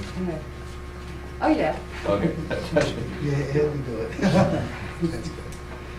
Did I she think I'll answer just it? leave it at, yeah. Yeah, I Okay. think she answered it. Because I'm not going to get into them and the Masons and a whole bunch of other guys that are really trying to get me right now because I'm But they're talking all- about their doctrines. But they're all connected, I mean, they're all part of it. Yeah, they were part of, actually, they came out of the families of the Essenes that were called the Jeshua Nines. See, when Jeshua 12 was sent in, there was a diversion sent in by the Middle Council Elohim that was a 9th level avatar rather than 12. It was meant to take some of the teachings on a little bit different journey that would lead to not quite as much freedom for humans. And they weren't necessarily bad. They were kind of like, well, there's many shades of gray between the dark and the light. They were part of the Elohim that wanted to suppress us here to make sure only certain strains of us evolved the right way. Jeshua 12 and Jeshua 9 got rolled into one character we call Jesus. The Templar strains came out of the Essenes and a couple other strains. They were actually the birth lines from the Jeshua 9 lineage. And then there were other lines coming out of the Jeshua 12 lineage. And I know a couple of those. I'm not allowed to name them. Is that I helpful? think that answered it for you. Thank you. There's another-